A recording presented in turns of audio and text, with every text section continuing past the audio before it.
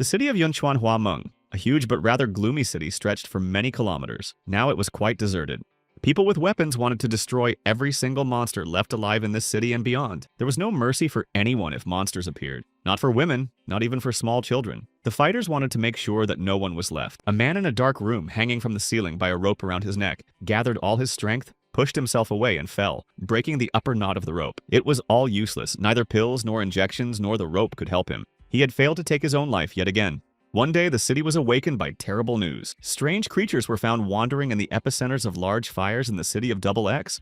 According to the latest reports, the city was no longer functioning and the population was in a state of panic. The police were doing everything in their power to find out what had happened. The government assures that all residents will soon be able to take refuge in a safe shelter. They also promise to direct all available forces to protect the civilian population in every settlement. A man with his face partially covered by a hood took a bottle from the shelf. Suddenly, he heard the sound of footsteps and people screaming. People ran one after another, tripping over each other and falling to the floor of the store. A strange creature with a knife was chasing them. The terrifying monsters, which did not resemble humans, destroyed everyone in their path. The man even thought he was hallucinating from the illegal substances he had taken the day before. What were these creatures?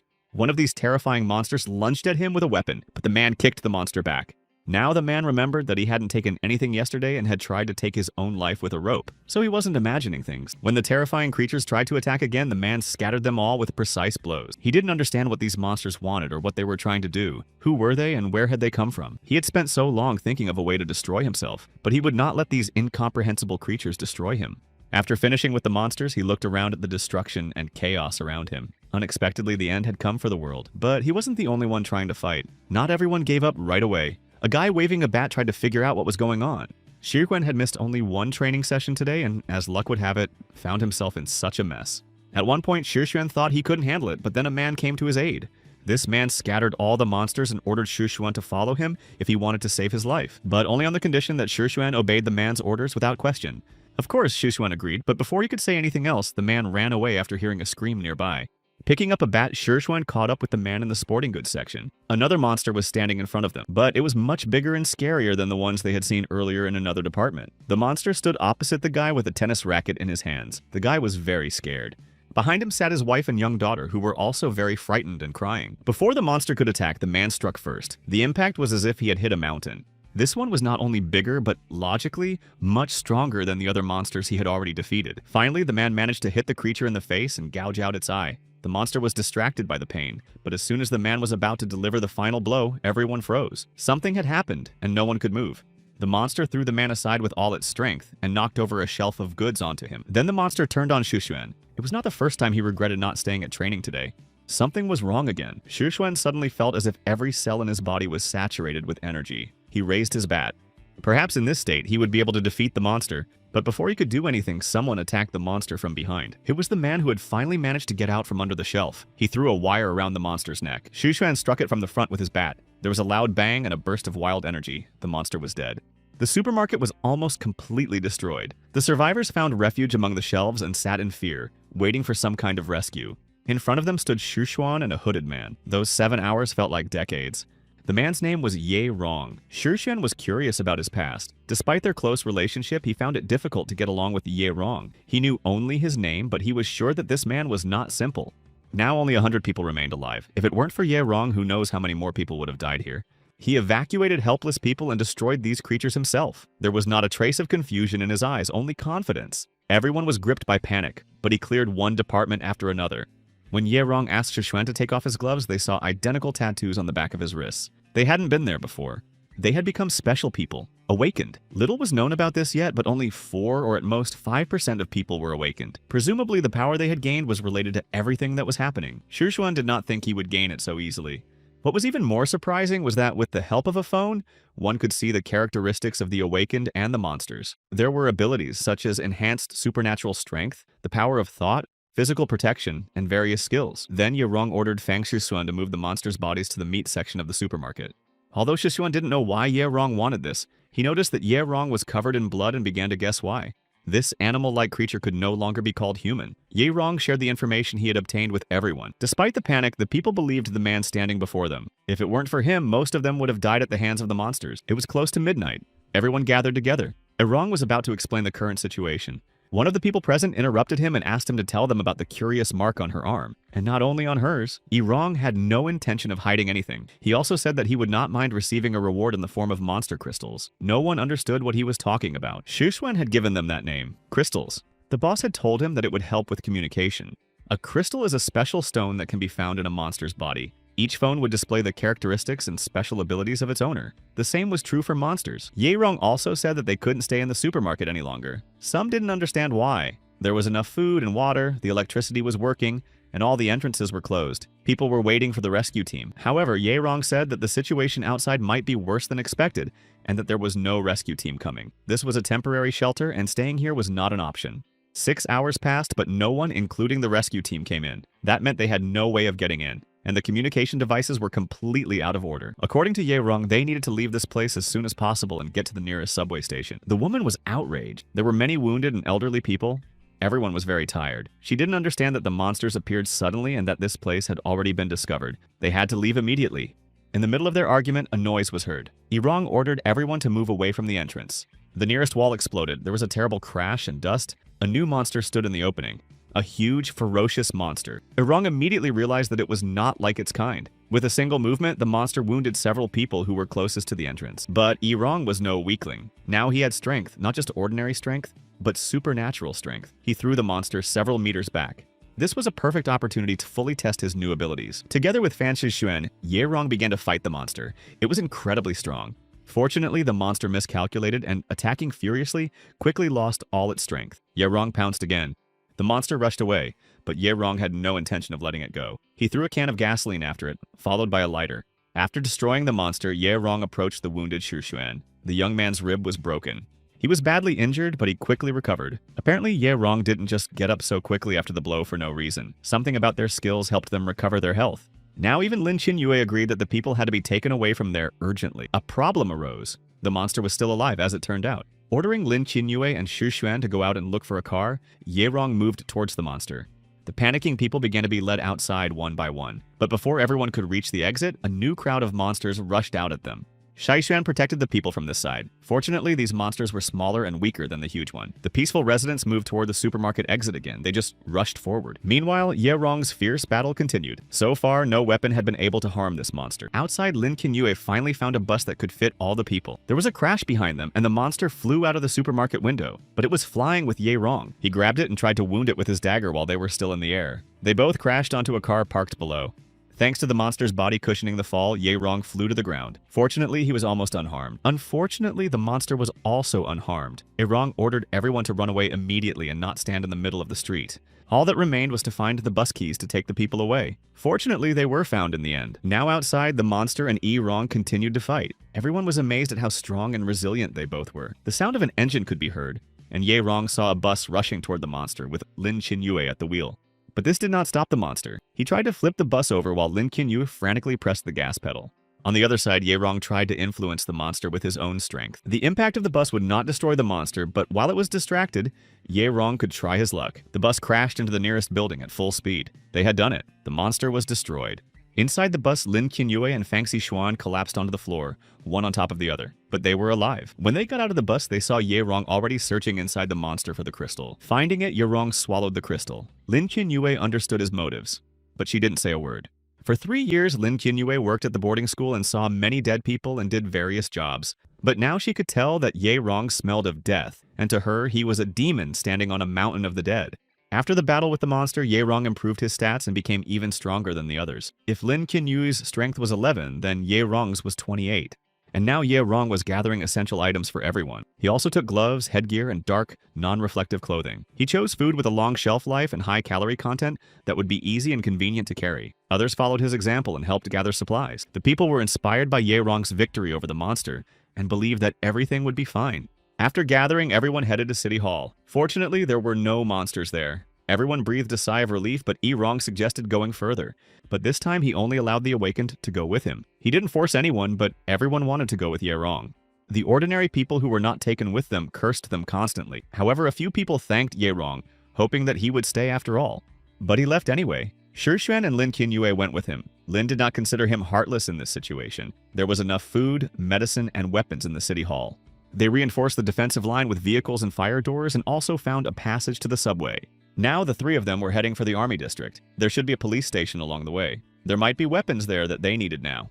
The slightest mistake could lead to their death, so they had to act with extreme caution. At the police station, they found several dead people. They had all been killed by gunshot wounds, not by the monsters. Fangxi Xuan blocked all the windows and doors as ordered. In the middle of the room stood a bag. Lin Qianyue opened it. There was only an old, worn cup inside, but Lin Qianyue couldn't shake a strange feeling. Looking at the phone, the guys found a description. It was the healing cup of God. It created living water. Apparently, it was a very useful item. Shi Xuan was the most excited about the discovery. Then Lin Qianyue looked into the cup and saw that it instantly filled with water. After sprinkling it on Ye Rong's wound, everyone watched in amazement as it healed almost instantly. After admiring it, the trio began to search for weapons. They sorted through all their finds and decided what to do next. But then Ye Rong asked everyone to be quiet and stop. There was a noise near the door. Ye Rong opened the door and went out. There was no one at the entrance, but the noise did not subside, and then Ye Rong looked up. A flying monster with large black wings spread out from the sky and stared down at him. But the monster did not notice Ye Rong and simply flew past. It exuded a terrifying power. Returning to the site, Rong saw Shi Xuan and Lin Qianyue lying on the floor, writhing in pain. They too had felt the pressure from the monster. Then Lin lost consciousness. Ye Rong rushed to the bowl of living water. The girl regained consciousness. Fangxi Xuan also felt better.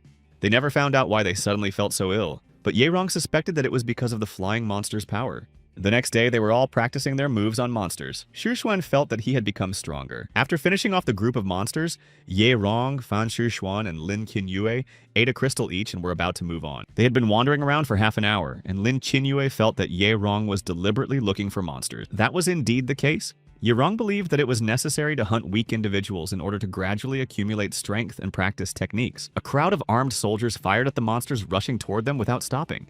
So far, they had managed to hold the line. Suddenly, they saw a new monster ahead of them. It was larger than the usual ones. Normal bullets did not work on it, so they began throwing grenades at it, but the monster's wounds healed on their own. Thus, the monsters finally crossed the line of defense and began to destroy the soldiers. The survivors were ordered to move to the next line of defense. But it didn't help. It seemed like the end when suddenly a man appeared who stopped the monster with a wave of his hand. No one understood what was happening or how this man had destroyed all the monsters so quickly. These monsters had appeared the previous afternoon, and the unprepared officers were immediately destroyed. Later, communication was cut off. The enemy had destroyed the command regiment. Fear of the enemy caused the soldiers to lose their fighting spirit. Only one managed to gather the remnants of the troops and somehow hold the defense. But little by little, she began to feel weak, and it was at this difficult moment that she met Ye Rong, who came to her aid. The junior lieutenant was in charge here. Ye Rong ordered them to get rid of their old weapons and equip themselves with new ones. Lin Qianyue was to treat the wounded, while the rest were to defend the main forces. But the junior lieutenant asked Rong not to rush. After all, they didn't even know who he was. Rong himself did not respond and said that the monsters must have a commander, and that if they did not gather now, they would not be able to withstand another attack. They could introduce themselves later. There was no time to waste on talk. And so it happened. Very soon the monsters attacked again, but the fighters were ready. Ye Rong's accuracy was impeccable, and everyone wondered who he was. Then the wall of the nearest building collapsed. Standing next to it was a monster with a staff in his hands. There was their commander. The pressure was terrible. He must be very strong. Before Ye Rong could attack him, the leader built a wall of monsters in front of him. The bullets had no effect on him. With a single movement, the main monster turned them around and they flew toward Ye Rong. The dagger thrown at the monster was also unsuccessful and was broken into pieces. But luckily before that, the dagger managed to damage the staff of the main monster.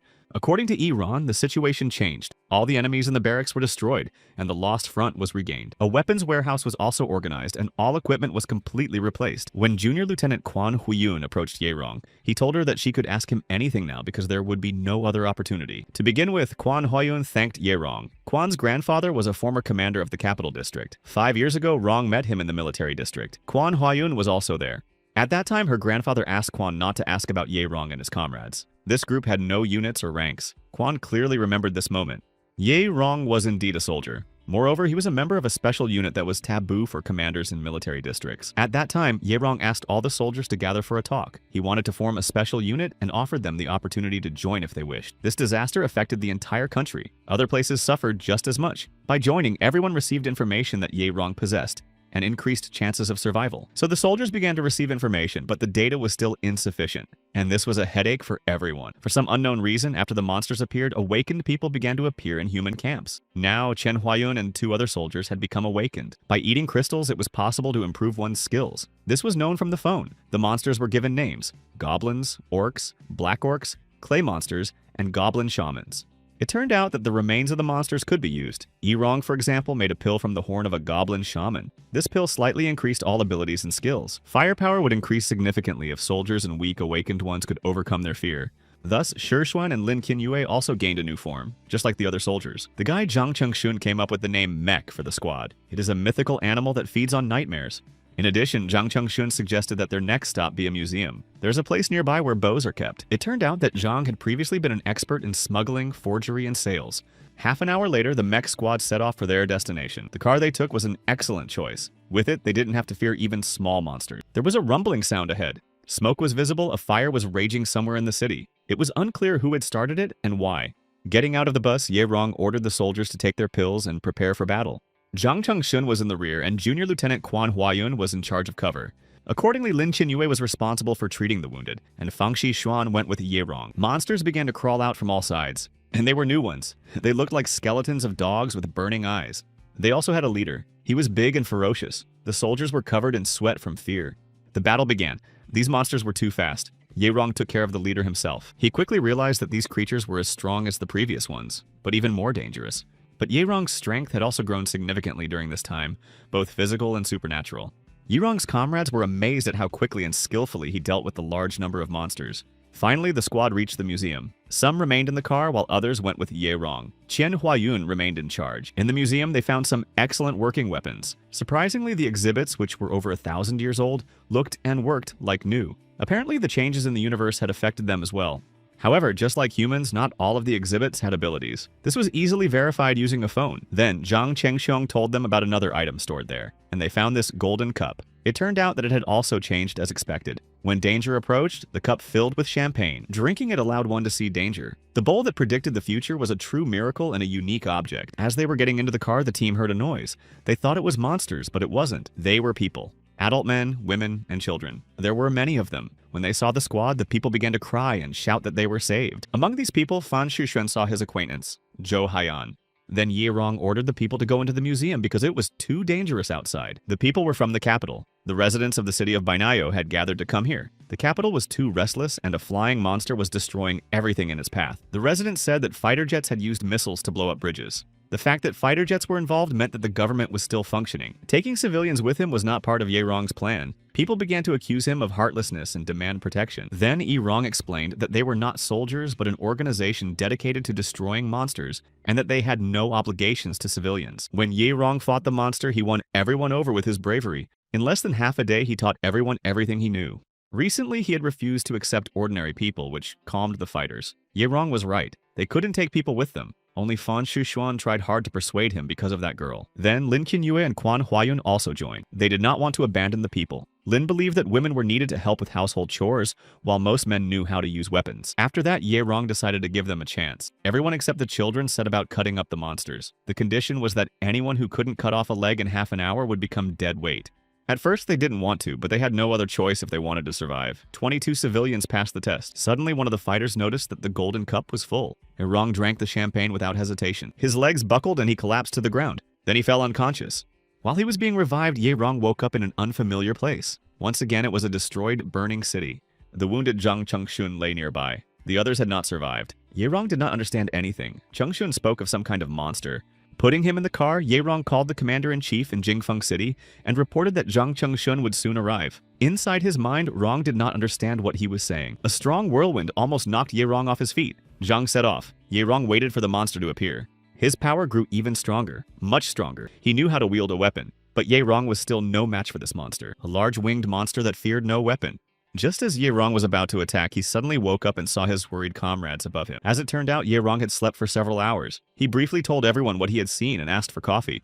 Zhang Chengxiong looked about 5 years older, maybe a little less. Erong told them that he had seen his own death. But the others were confident that with this knowledge, they could change the future. Commander-in-Chief Zhen Xianfeng is now a colonel in the 10th Mechanized Infantry Regiment. It seems that this unit will still exist in the future. On the way to the new location, more new monsters appeared, resembling wild boars. The civilians were much more frightened than the older members of the squad. Thanks to Erong's strength, the monsters were stopped without the use of physical force. As before, these monsters were stronger than the previous ones, but Ye Rong and Shu Xuan were still managing. When all of them were destroyed, the civilians and soldiers agreed that Ye Rong was more dangerous than any animal. The boars were the size of bulls and would be quite difficult to carry. Ye Rong ordered everyone to return to camp for a vehicle so they could return with the necessary tools and cut up the boars on the spot. At the base, they unloaded the weapons, food, and drinking water they had found. Something was approaching the camp. Everyone was on alert. But it wasn't monsters, it was the captain's vehicle, which the fighters recognized immediately. With Sarah Rong and Shu Xuan was an unfamiliar girl in serious condition. Her name was Bai Luwen, and she was a nurse. She had been found in the city of Yunsuan while they were patrolling the city. According to Bai Luwen, there was another armed organization in the city called Misaya. Their leader's name was Li Chenxing. Their scale may have even exceeded that of the Mech clan, and they also had many awakened members in their group. The biggest problem was that these guys carried out human sacrifices every 10 days. Although it sounded scary, what was even more frightening was the yellow-eyed demon that could crush this group of people. In addition, rumors were circulating around the city about a man who was nicknamed the Primitive Hunter. Of course, they were talking about Ye Rong. The next time Ye Rong decided to go to the city alone, they tried to dissuade him from this idea.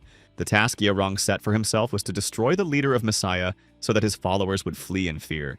To do this, Ye Rong believed he needed to move alone. He was skilled at covert assassinations. It was January 10th, almost 8 p.m. If Ye Rong did not return by 5 p.m. the next day, he was ordered to return to camp and move on to other locations. Winter had arrived and it was very cold. People in the subway were discussing Squad B. The squad had set out on another mission to destroy monsters, but they never returned. Because of the yellow-eyed demon, even the monsters scattered, let alone the people.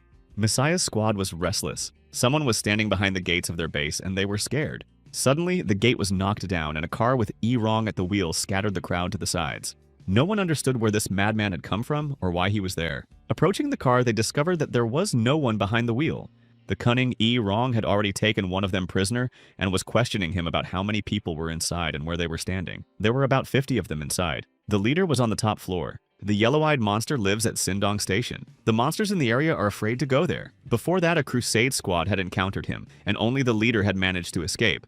After that, Li Chenxing began sacrificing people to this monster. Then, with the awakened ones, he went to other areas to hunt monsters and collect crystals. A new crowd of bandits poured out of the building onto Ye Rong. He dealt with them fairly easily. Inside, it was quiet and deserted as soon as Ye Rong entered. It was the site of a former clothing store. Moments later, pillars of fire flew toward Ye Rong, but he managed to dodge them. Ye Rong fired 3 shots, but the man in the leather mask was unharmed. Moreover, he could breathe fire. Li Chenxin was delighted to encounter a primitive hunter and intended to have some fun. The world was already in ruins. When Li Chenxin fled the city of Qingluo, he thought he was the only one left alive. Millions of monsters had taken over the surrounding area. While Li was talking, Ye Rong noticed that his clothes looked very similar to the skin of a black monster. Meanwhile, Li's followers, who called him Master Messiah, came to his aid. This suited Li Chenxin just fine. He ordered his men to attack Ye Rong, but Ye Rong had already managed to escape. He had already climbed higher and was taking aim. But from the other side, Li Chenxin was already running towards him. But Ye Rong disappeared again. In his anger, Li Chenxin wounded several of his men. Once again, Ye Rong got ahead of him and was already behind him. A fight broke out. In terms of physical strength, Ye Rong was stronger. 5 minutes later, Li Chenxin was lying on the floor, defeated and extremely surprised. The head of Misai began to offer Ye Rong to join him. This meant the status quo and, of course, the yellow-eyed demon. But Ye Rong refused and took Li Chenxin's life. He also took several artifacts from him, such as the general's dagger and the firewater. At the base of the mech squad, the fighters demanded that the awakened ones become their hounds and give them a quarter of all the crystal. These were the awakened ones who had been brought from the Messiah clan. Those who remained, and they rebelled. They did not want to obey. Conflict was inevitable. The awakened were still loyal to Messiah and did not want to help Mech's squad. When Ye Rong appeared, he quickly put all the rebels in their place and calmed the commotion. Mech's leader initially did not want to let them live, but decided to give them a chance. A few days later, the squad planned to set out in search of the yellow-eyed demon. According to available information, this demon was very large and very strong. Most of the fighters believed that they would not be able to defeat him, as they had never encountered such a powerful monster before. However, Ye Rong believed that for the sake of survival, it was worth taking the risk rather than staying in one place. Moreover, this time, Ye Rong was not going alone, but with the guys from the Tapir organization. Every 10 days, sacrifices were brought to the monster. There was still about a week left. Ye Rong gathered all his fighters to hunt the monster. According to the first plan, Lin Qinyue would gather a group of medics to help the wounded. Commander Quan Huayun and Fang Xishuan, along with a squad of assault troops, would clear the area of monsters. So far, everything was going according to plan. Meanwhile, Ye Rong, the leader of the squad, went hunting for the monster. Most of the roads in the city were destroyed because the yellow-eyed demon lived underground and broke the asphalt when it came out. The monster's body was incredibly long and large. Its eyes were truly yellow, and there were 4 of them. In the mouth of the huge snake was a row of sharp, long fangs soaked in poison. The monster's bullets didn't work, but Erong decided it was worth a try, just in case. Erong's next move was to wear the monster down and lure it into a trap. And he ran. He ran until he led the monster to the right place, where machine guns began firing at it. To make the attack more successful, Erong used magic to immobilize the monster. The pressure was very strong, and Erong would not be able to hold out for long. Together, the guys opened fire. Blow after blow, the monster writhed in pain. However, when the smoke cleared, the squad saw that the monster was still alive and coming straight at them. Erong rushed forward with his sword to intercept it. Although he didn't wound it badly, he did manage to hit it. Moving very quickly, Rong delivered precise blows with his sword all over the snake's body. But the yellow-eyed demon knocked Ye-Rong away with its powerful tail, and he flew into a cluster of cars. From the powerful blow, Erong lost consciousness, and the yellow-eyed monster was approaching. With difficulty, Rong opened his eyes and tried to get up. The snake was already very close. He couldn't dodge it, but he couldn't retreat either. Erong jumped forward straight into the snake's mouth, and he disappeared. The snake approached the squad. They had orders to retreat in such a case. Well, Erong lay there not knowing if he was still alive or not. He was very concerned about the fate of the others. Inside the snake, Erong finally found what he was looking for, his heart, and he planned to make the monster regret swallowing him. Outside, the situation was becoming increasingly tense. The men had not managed to retreat and were on the verge of defeat. The beast was already ready to attack the members of the squad when help suddenly arrived. Using his magic, Erong affected the monster's heart, and the snake stopped. Something was happening to it. The snake twisted and shook from side to side. Wounds began to appear on the snake's body. From one of them, Ron himself emerged. Surrounding the snake again, the squad opened fire. The beast was weakened but still furious. Then Ye-Rong jumped on top and struck the snake directly in the head with his sword. It was all over. The monster collapsed, and Ye-Rong, exhausted and wounded but alive, emerged to greet his comrades. The crystal extracted from the snake significantly increased all characteristics and skills. Having finished everything, the squad returned to camp, where they were eagerly awaited. Everyone was overjoyed that they had returned unharmed and had destroyed the powerful monster. After a short break, Ye-Rong continued on despite his injuries. The main army was moved to the municipal center. There was no longer any need to stay outside. This place was close to the market and a department store rich in goods. The priest of Black Death was moved with the help of excavators and heavy equipment. The body of the yellow-eyed monster became useful in the manufacture of protective equipment. His skin was like steel. There was one master, Park Gap-Soo. He might not want to work with leather, but the workshop was already being built. Jang Kyung-Shung also said that they needed to find one more person. Park Son-Taeg, nicknamed Kit. When it came to stealing cultural treasures or trading, there was no one better than him. He was a pro. The whereabouts of Park Seong-Taeg were unknown, but there was one place where he might be, and that place was not far away. Marking the location on the map, Zhang said that it would not be easy now. Although it was just a residential complex, it was now a gathering place for monsters. Preparation was needed. The fighters had a break, and there were almost no pills left. However, Ye-Rong firmly announced that the group would move out immediately without delay. With his acquired ability, Ye-Rong felt that there was nothing as scary as a yellow-eyed demon, for example. Only Ye-Rong, Shixuan, and Zhang Chengsheng were to go, as they would guard the artifacts. The battle with the snake was the worst. They survived by a miracle. Circumstances indicate that the strength of a monster can be determined by the color of its eyes. They are divided into the colors of the rainbow, and each color is much stronger than the previous one. If these guesses are correct, then the snake was only the third strongest. The monster that Rong saw in the future had blue eyes. There was no time. There was no room for hesitation. When Ye-Rongshun and Chengsheng arrived at the building, monsters were already waiting for them. With the help of magic and physical strength, Ye-Rong finished them off in a matter of minutes. Inside, there were many artifacts. No one expected Kit to have collected so much. Leaning his hand against the wall, Ye-Rong said that there was nothing useful here. Then, without hesitation, he punched the wall, stunning his companions. And there in the opening were indeed treasures. 9 of the most powerful artifacts. Ye-Rong ordered that the rest be left untouched. Only these were to be collected and taken with them.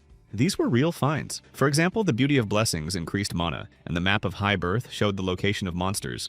After taking the priceless artifacts, the guys hurried back to base, where they were warmly welcomed. Just then, they brought back what they had managed to get from the yellow-eyed monster's carcass. They could get to work. From among the items they had obtained, Rong identified another important artifact, a map of cores. This map was like a radar. It showed not only the location of monsters, but also their strength by color and their number. If the expected color rating was confirmed, blue lights would appear in Bashkduzan and Horasan. The islands were already overflowing with yellow and blue lights.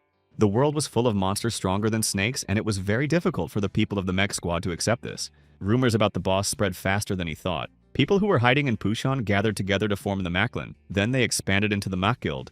After some time, they gathered for a rebellion in front of the city hall. Some of the awakened parties had a large number of stones and were not satisfied with sharing them. They stood in front of the city hall and waited for the boss to appear. They were dissatisfied with him being the leader. But as soon as Ye-Rong appeared, they all calmed down. Even minor rebellions were suppressed with magic. Then Ye-Rong announced that negotiations with McGildria would begin immediately.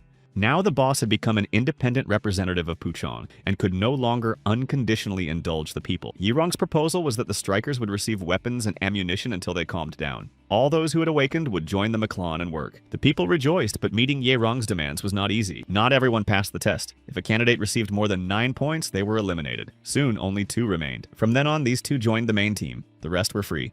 The newcomers proved to be quite strong and, in everyone's opinion, would fit perfectly into the team. Meanwhile, Master Park Gapsu was finishing making protective gear for the squad. If Yirong approved, mass production would begin. He headed to the workshop, but then something caught his eye on the map. The green dot near Puchon had moved. One thing was clear, with their current forces, it would be impossible to defeat the green-eyed monster. What's more, monsters below orange were rapidly approaching the city. Shushin had previously thought that everything had settled down, but it turned out to be only a brief lull before the storm. But according to Yirong, this was their chance to reach the green level. They had to keep fighting and stocking up at the same time to increase their chances of survival. Together with a group of fighters, Yirong planned to quickly eliminate the yellow beasts. At the moment, no one could quickly deal with the orange-ranked monsters, so Bang Hyun-wook and Kum Suji went hunting with their squad. There were only enough ammunition for this swarm. There were 2 more units heading for Shahyeon and Incheon. It was decided to transport the weapons there. The newbies asked for this task and Yirong let them do it. There was no information about the 4th or green rating, but now there was a great opportunity to destroy the unit. After the rating was raised, it needed to be dealt with as soon as possible. All that remained was to sort out the equipment, and the team finally headed to the workshop where they were already waiting for them. Introducing himself, Aerong apologized for the rush but asked to see all the items immediately. The master understood everything and showed him around. The items he had made were beautiful. The clothing was of high quality and had protective properties. 20 sets were already ready. It was even better than Yirong had expected. In the end, 90 such suits were expected. With this setup, Ban Hyunuk and Kim Suji would be able to engage in close combat against the second-ranked orange-ranked fighter. The weapons were also exquisite. Everyone around gasped in awe when they saw them. After sincerely thanking the master for his excellent work, Yirong left. Yirong sat in a locked room unconscious. He drank from a golden cup and fell into a vision of the future. The entire city was in flames. Lin Qinyue bent over Yirong. He was seriously wounded. When he awoke, Yirong grabbed his head. There was no improvement in the future, only destruction and death. At the meeting, Yirong told everyone that before he died, Lin Qinyue had told him a list of 6 wishes. 6 things. 4 of them actually exist. They are found in Chinese mythology. Rong continued to write down things that his hands could not reach. Many relics were kept in museums, but it was dangerous, and there was a possibility that someone had already stolen them. However, according to available information, the museums in Puyo and Gyeongju were untouched. This meant that there was still a chance to obtain the relics from there. The Great Tomb and the Sword of Guchon are in China. In the future, they will most likely all move there, and the awakening will begin there. It remained to be understood how they got to China and who had wounded the boss so badly. Apparently, Lin Qinyue was close by, even though she did not participate in the battle. If a monster had wounded Rong, it would not have left him alive. There was still much to figure out. Yirong thought that the monsters might be limited in number, and that in the end, there would be more awakened ones and fewer monsters. In the end, humans would rise to the top again. It was just a different way of enlightenment and ascension. The vehicles carrying the fighters were approaching their mission destination. They needed to gather as many weapons and pills as possible. The monsters around City Hall had not been identified. The main thing was to defend themselves and keep an eye on them. On Yirong's orders, Yang Zhonghwan and Li Su-yong split into 2 teams to transport the weapons to the army units. Fang Xishuan and Lin Qinyue remained at City Hall to guard the base and keep an eye on the wounded, periodically reporting the situation on the map. A large number of monsters had gathered. Among the red-eyed ones, there were also some with yellow eyes. There were too many of them, but this was still human territory, and they had to defend it. The remaining bones of the yellow-eyed snake blocked the entrance to the city. Most of the monsters would not be able to pass. The fighters were ready when Yirong released the pack of monsters. When he gave the command, they threw grenades directly at the beasts. The red-eyed ones were the weakest, so this weapon worked perfectly on them. But there was one yellow-eyed monster among them that could breathe fire from its mouth. This monster attacked the wall where the fighters were positioned and struck it with fire. Then Yirong quickly came to the rescue. He headed toward the yellow-eyed monster. Meanwhile, Ban Hyun-wook and Kim Suji encountered something new. It was a monster with yellow eyes, but it looked somewhat human. It was very difficult for them, but they understood that what they were doing was nothing compared to the boss's contribution. Pulling themselves together and adding a little magic to their physical strength, Ban Hyun-wook and Kim Suji began to win. The yellow-eyed monster, who had already lost an arm to Yirong, also had problem. However, the monster had 4 arms and the ability to breathe fire, which Yirong could barely contain with his magic. But redirecting the fire at the monster, Yongrong quickly pounced on it and tore off a couple more pieces of its body. The beast became enraged. However, this did not help him. With his sword, Yirong destroyed him. The remaining beasts who saw this were terrified. Opposite Yirong stood an armed man demanding an explanation for why Rong had destroyed his people. As it turned out, there were dozens of bodies of women in the basement who had died from terror and cruel treatment. And Yirong could not ignore this situation. The world was full of monsters, and these guys were no better than them. The guy with the gun yelled at Rong to shut up. Kicking the gun out of his hands, Ye Rong stood there and looked at the guy with condemnation. The guy, driven mad, shouted that he was also awakened and had mastered telekinesis. But Ye Rong calmed the guy down with a single flick of his fingers, and he was already lying on the floor. 3 days ago. After the monster raid, a lot of weapons and materials for the workshop had been collected. There were no casualties, only minor injuries, and everyone was expected to recover soon. Everyone had done their missions perfectly, and now it was time to prepare for the battle with the green-eyed monster. Zhang Shengxiong rushed into the room and showed Ye Rong a map. The point located in the city of Kwangmyong had recently disappeared. Either the green monster had become invisible or had gone beyond the range of the map. The third option was that there was someone more powerful than Ye Rong who had awakened and was hunting the green-eyed monster. Everyone's initial abilities are different, especially if they have a powerful artifact. If this person exists, he might be the one to destroy Ye Rong in the future.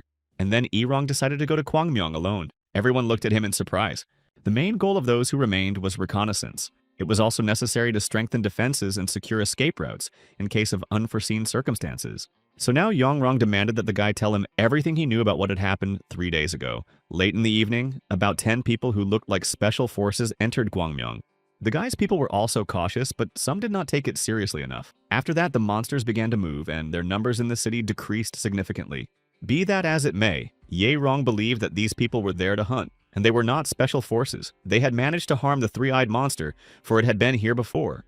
Taking advantage of the fact that Ye Rong was distracted by his thoughts, the guy tried to attack him, but without much success. The city was deserted. Ye Rong didn't encounter any people or monsters as he walked through a couple of blocks. Even when he went down into the subway, he didn't sense anything. Most likely the monsters were already gone. But something was weighing on him. The smell was heavy, the smell of blood and gunpowder. Ahead, Ye Rong discovered the bodies of people. They were soldiers. Ye Rong searched them in the hope of finding artifacts or special weapons. Moving forward a little further, Ye Rong discovered the green-eyed monster itself, or rather, its body. Once back at the base, Ye Rong called an emergency meeting. So, the green-eyed monster had been destroyed. They now had serious competitors. But that wasn't the problem. A message appeared on one of the phones they found. It was about a meeting at Gimpo Airport. The meeting was unavoidable, and Rong planned to go to the negotiations. The Chinese city of Xi'an was teeming with monsters of various ranks and types. The group of people did not want to be the first to act. According to the plan, they were supposed to intervene only after an attack from the air. General Qingxian ordered them to begin anyway. It was their duty to protect their land. The girl began to play her instrument, and a golden glow surrounded all the fighters. It was time to begin. A group of fighters rushed into the attack. Their strength increased significantly with the start of the music. Inside the town hall, Lin Qianyue worked tirelessly to help the wounded. More and more were brought in.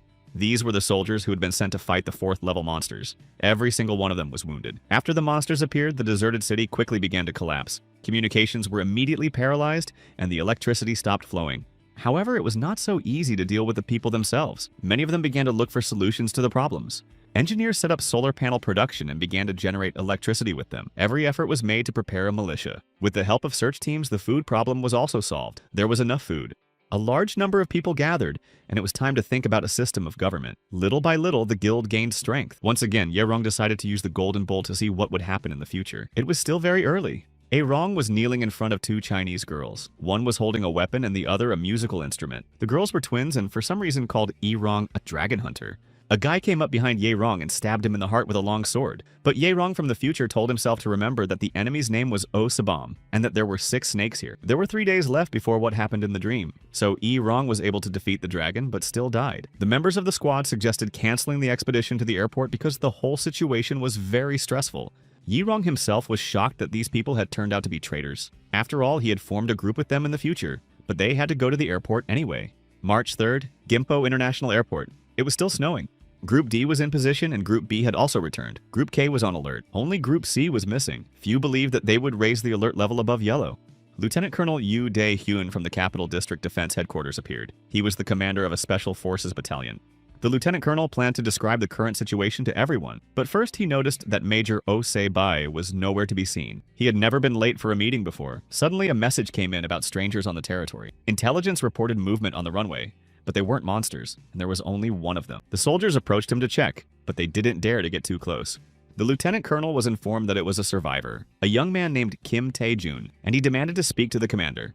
Upon hearing that name, Lieutenant Colonel Yu Dae-hyun's face changed beyond recognition. The fact that Major Kim Tae-jun had survived was incredible. The lieutenant colonel went out to meet him. Yo Rong. That was his new name. The conversation dragged on and everyone was curious about what was going on and what they were talking about. The major had changed. His guild was called Mech. Kim Tae-jun offered negotiations and a peaceful resolution, but the lieutenant colonel said that it wasn't up to him to decide. But then Kim began to threaten him, saying that his fighters were elite and that to fight them would be to lose practically everything. He said that if he were in the lieutenant colonel's place, he would do everything to resolve the matter peacefully. Moreover, Kim Tae-jun had power. He was awakened, and the lieutenant colonel realized that he was ready to fight everyone alone right now. Another man approached them from behind. He was late. Major Oh Sibom. Major Kim Tae-jun, whose name was now Yi-rong, immediately recognized this voice from the future. Now, Ye-rong was asking for cooperation so that he could remain in charge in Puchon, and the government would not interfere. Major Oh Sebom began to mock Ye-rong, and the lieutenant colonel decided to challenge him to a fistfight. Both agreed. They didn't waste any time and got right down to business. Oh Sebong and Ye-rong began to fight. Major Oh Sebong did not expect Ye-rong to be a worthy opponent, but the battle was evenly matched. The soldiers did not believe that Oh Sebong would lose. Their major even had the nickname Rodmaker. He was invincible. They said that he could single-handedly deal with a yellow-level threat, and if he had a team with him, even a blue-level threat. The lieutenant colonel recalled Ye-rong's past when he was still Major Kim Tae-jun. He was the only survivor of those who were called ghosts. Legends were told about them even among the highest leadership. However, only a small circle of people knew of his existence. They were only used in operations that required something that ordinary people were incapable of, and where only one combat unit could be deployed without widespread publicity. Meanwhile, Oh Sibom was surprised that Ye-rong was his equal in combat. At one point, Ye-rong even began to win. However, at times, Oh Sibom managed to take the initiative. In the end, though, Major Oh Sibom lost. The soldiers couldn't believe their eyes. Before leaving, Lieutenant Colonel Ye-rong asked about the situation in Seoul. He replied that Supansa was currently stationed in Kangbuk. Currently, only one of the 31 bridges across the Han River is in relative order. This fact alone is enough to understand the general state of affairs. The army destroyed only part of it. The rest was done by monsters. Seoul has a large population, which means there are many casualties. The ruins of high-rise buildings and the subway are the monsters' favorite places to live. Then Ye-rong asked about the VIP. The lieutenant colonel replied that everything was fine and that his safety was being taken care of. However, Rong knew that the lieutenant colonel was lying. They had failed to protect the president and were now just feeding their egos, but that would only make things worse. Finally, Ye-rong asked him to convey that the Mech Guild would take care of the monsters in Puchon and the surrounding area, and would also try to ensure the safety of the survivors. The lieutenant colonel accepted this information. It was agreed to meet at the same place on March 18th. In fact, the lieutenant colonel suspected that Oh Sebong might lose, but it had been so long since he left the army. Wrong. He also received reports that his body and mind had weakened considerably, and that he had made unsuccessful attempts to take his own life. After all, Ye-rong had distinguished himself in so many hotspots where the authorities did not want to get their hands dirty. This made him stronger, but it was difficult to endure, at a time when everyone was afraid. The lieutenant colonel ordered his men to keep an eye on Wrong, carefully and without drawing attention to themselves. And they were noticed. Wrong was a professional, and it was extremely easy for him to notice that he was being followed. Using magic, Wrong immobilized the two men and they couldn't move. But Wrong had no intention of taking their lives or provoking the lieutenant colonel. However, he demanded that these soldiers remain in plain sight for half a month. Sergeant Kim Yuri and Sergeant Kim Chuhyok had no choice but to agree. Not everyone understood what such young soldiers from the main district were doing here, but Wrong remained silent. But he called a meeting. The situation in Seoul was far from ideal. The status of the president and the minister was very unclear. To remedy the situation, troops from the Capital District Defense Headquarters were sent to the city. At the same time, one of the 6 snakes was gaining strength. Wrong also said that he wanted to destroy Oseba on the spot, but decided that if he needed to maintain good relations with the lieutenant colonel, it would be better to wait. The lieutenant colonel has not been awakened, and this is his greatest weakness, as it is precisely those who have not been awakened who are gradually seizing power in the army. So, from the headquarters point of view, he is a lame duck. According to the squad, with the help of the lieutenant colonel, they could carry out work for the government and receive artifacts as rewards. However, whether the lieutenant colonel would cooperate with them remained a question.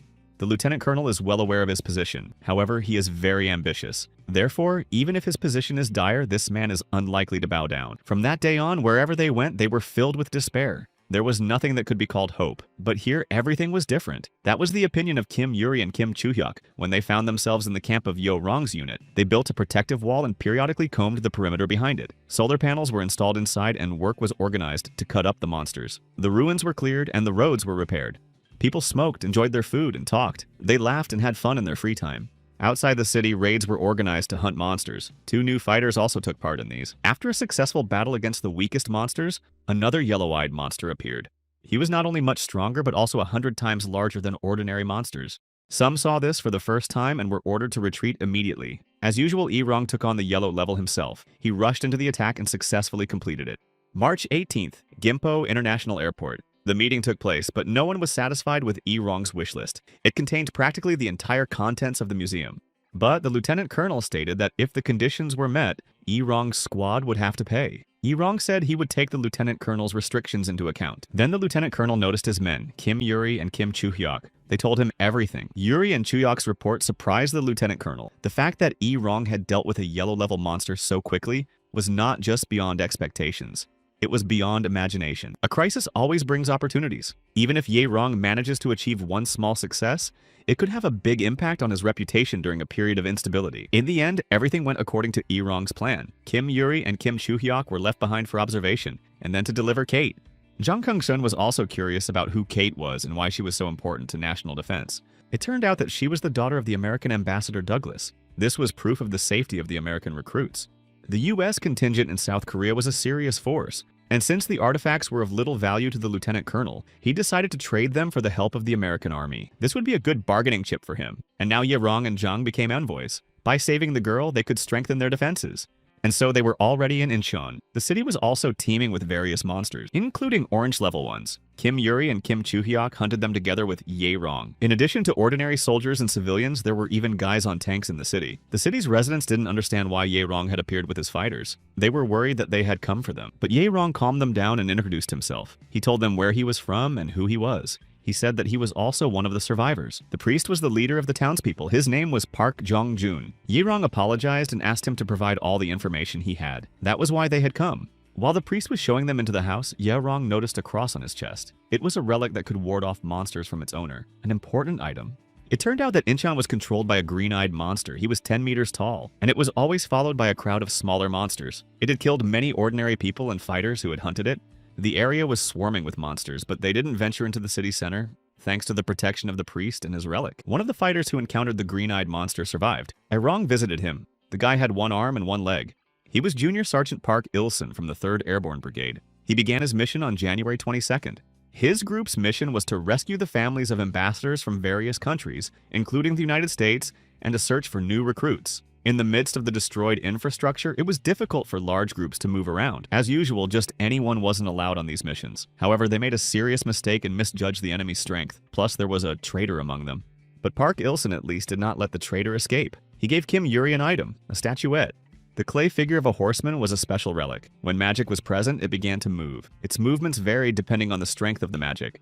Kim Yuri had 2 tasks. She told Rong about them. The first was to follow him. The second was to recover the relics lost during the failed operation in Incheon. The second mission was a priority. Failure of the mission, disobeying orders, and even treason because of this, meant that she was ordered to watch over Erong, and everyone knew it. However, Kim Yuri knew that Erong was a good man, so she wanted to ask him for a favor. She did not trust the headquarters. Yuri wanted to find and expose the traitor with Erong's help.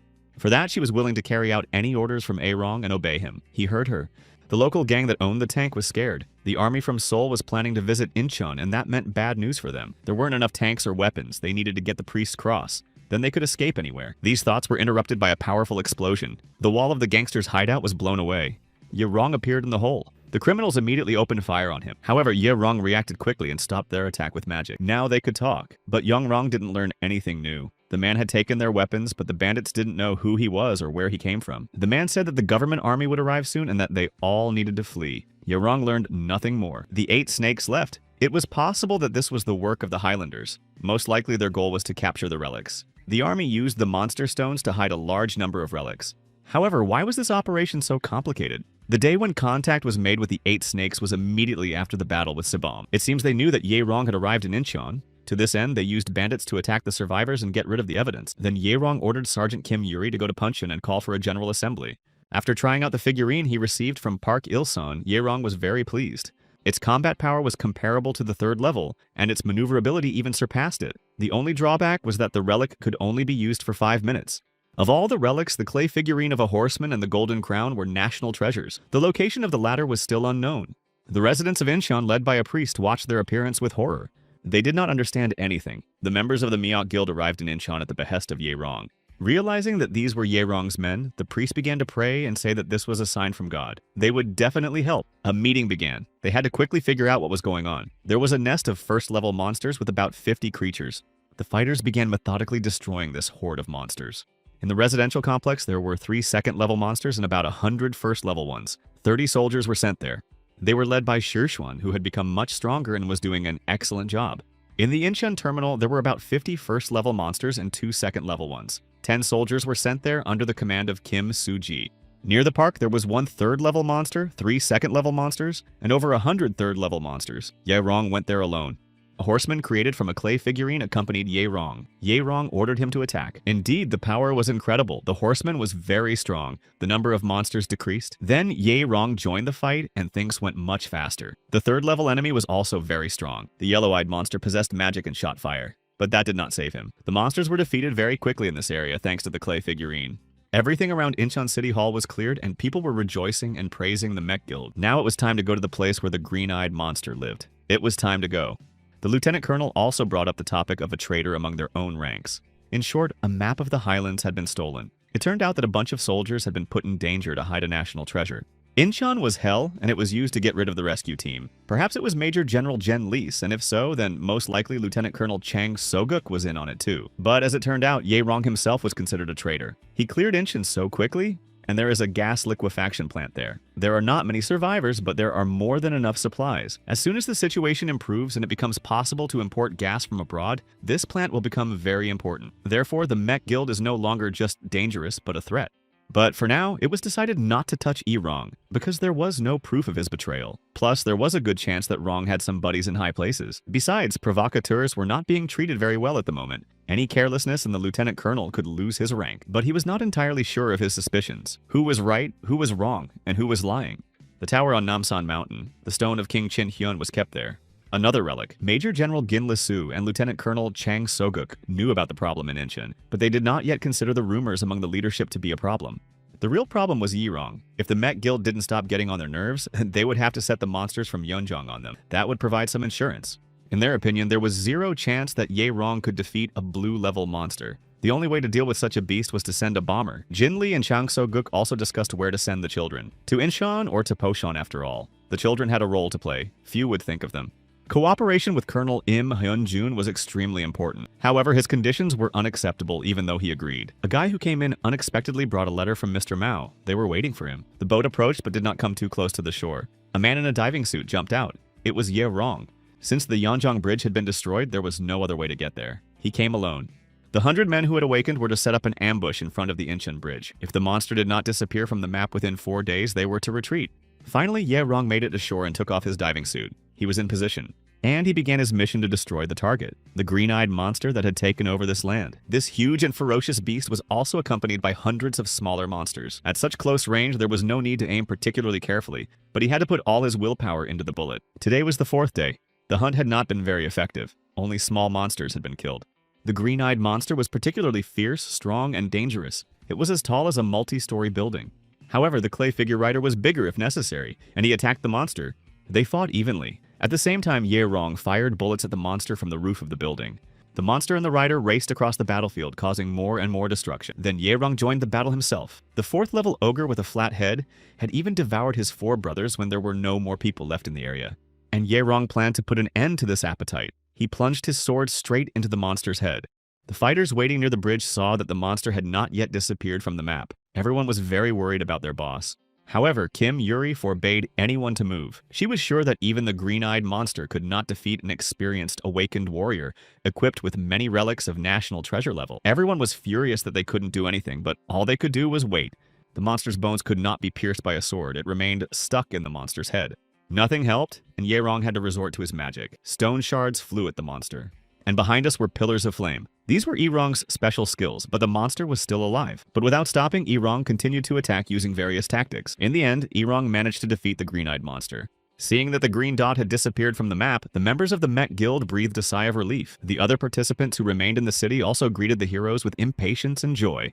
As expected, everyone was in shock. Rong had single-handedly destroyed a monster of that level. Not only ordinary people, but even other awakened beings would be afraid to approach him. The guild's weapons had been significantly strengthened. Using the stones obtained from the monsters, the mech guild had become stronger than other groups of awakened beings. For example, the best archers of the mech guild could easily deal with second-level monsters. Next, Ye Rong decided to take a few people with him and head to Incheon. The survivors who remained there settled in the town hall for protection. He left Ensign Hui Yun as their leader. Each time, Ye Rong quickly explained the essence of the mission and carried it out just as quickly. It felt like he had been through all this before, and not just once. He was stronger than the others, but he didn't want them to fall behind. Some had a feeling that Ye Rong was going to leave his comrades soon. Incheon International Airport. Every time Ye Rong entered the airport, the golden bowl was full. What a coincidence. Fortunately, there were only a few henchmen around. Ye Rong noticed a list of tasks on the table. There were 3 of them. Prevent the death of Colonel Lim Hyun-jun, destroy Jo Seong-yeon, who was supposed to become the leader, and prevent the plan to melt down the nuclear power plant. After waking up, the situation was supposed to improve, but it only got worse. Everyone was curious about who Jo Seong-yeon was and why they wanted to destroy him, but Lin Chin-yue asked about it. However, the main problem was the nuclear power plant. It had to be stopped. A nuclear meltdown is an accidental overheating of a nuclear power reactor, which causes partial atomic fragmentation, leading to the melting of fuel elements. The nuclear power plant is located in the city of Busan, 60 kilometers from Kenju. If there is a leak there, Kenju cannot be used as a stronghold under any circumstances. This is possible if someone deliberately tries to create a problem. The likelihood that this is the work of monsters is extremely high, but human involvement in this conspiracy cannot be ruled out. Although Ye Rong himself believed that the 6-headed snake was involved in one way or another. This snake was banished to another country by a master. Trying to take revenge, it opened Pandora's box in the form of a power plant. In addition, Ye Rong was very concerned about the bombers he saw in the future before his death. He had never told anyone about this before, and now his comrades were stunned by this information. Angels of Death. Only the United States had such bombers. This must be prevented, otherwise the Earth will come to an end. First of all, the death of Colonel Hen-jun must be prevented. It was not entirely clear at first why they wanted to kill him. The conversation was interrupted. A soldier brought in a foreign woman who really wanted to talk to the commander. She was one of the survivors. Outwardly, she was an ordinary girl of non-Asian appearance. Ye Rong immediately thought that this might be Kate. Meanwhile, the lieutenant colonel was surprised at how quickly Ye Rong had handled everything. The capital's army had used its firepower and elite troops to destroy 10 monsters. But in the end, Ye Rong arrived and dealt with them all single-handedly. At present, all forces were concentrated north of the river. The monsters in those areas also caused quite a few problems. In addition, Im Hen-jun was able to gain control of Division H. In the end, the army and the government had no choice but to reorganize. So the lieutenant colonel summoned Ye Rong for a private conversation. He never thought that such a moment would come. To be honest, Ye Rong told him that he had found Kate, but he had no intention of telling the capital's defense army about it. Moreover, Ye Rong asked the lieutenant colonel to arrange a meeting with Colonel Im Hen-jun. When asked what he was going to do next, Ye Rong said he was going to Bueo. The lieutenant colonel reminded Ye Rong that it was too dangerous there and that few had returned from there, and that he needed to be as careful as possible. Ye Rong took Kate with him on his next outing and meeting. She was ready. While driving, Rong scattered the monsters that were throwing themselves at the hood.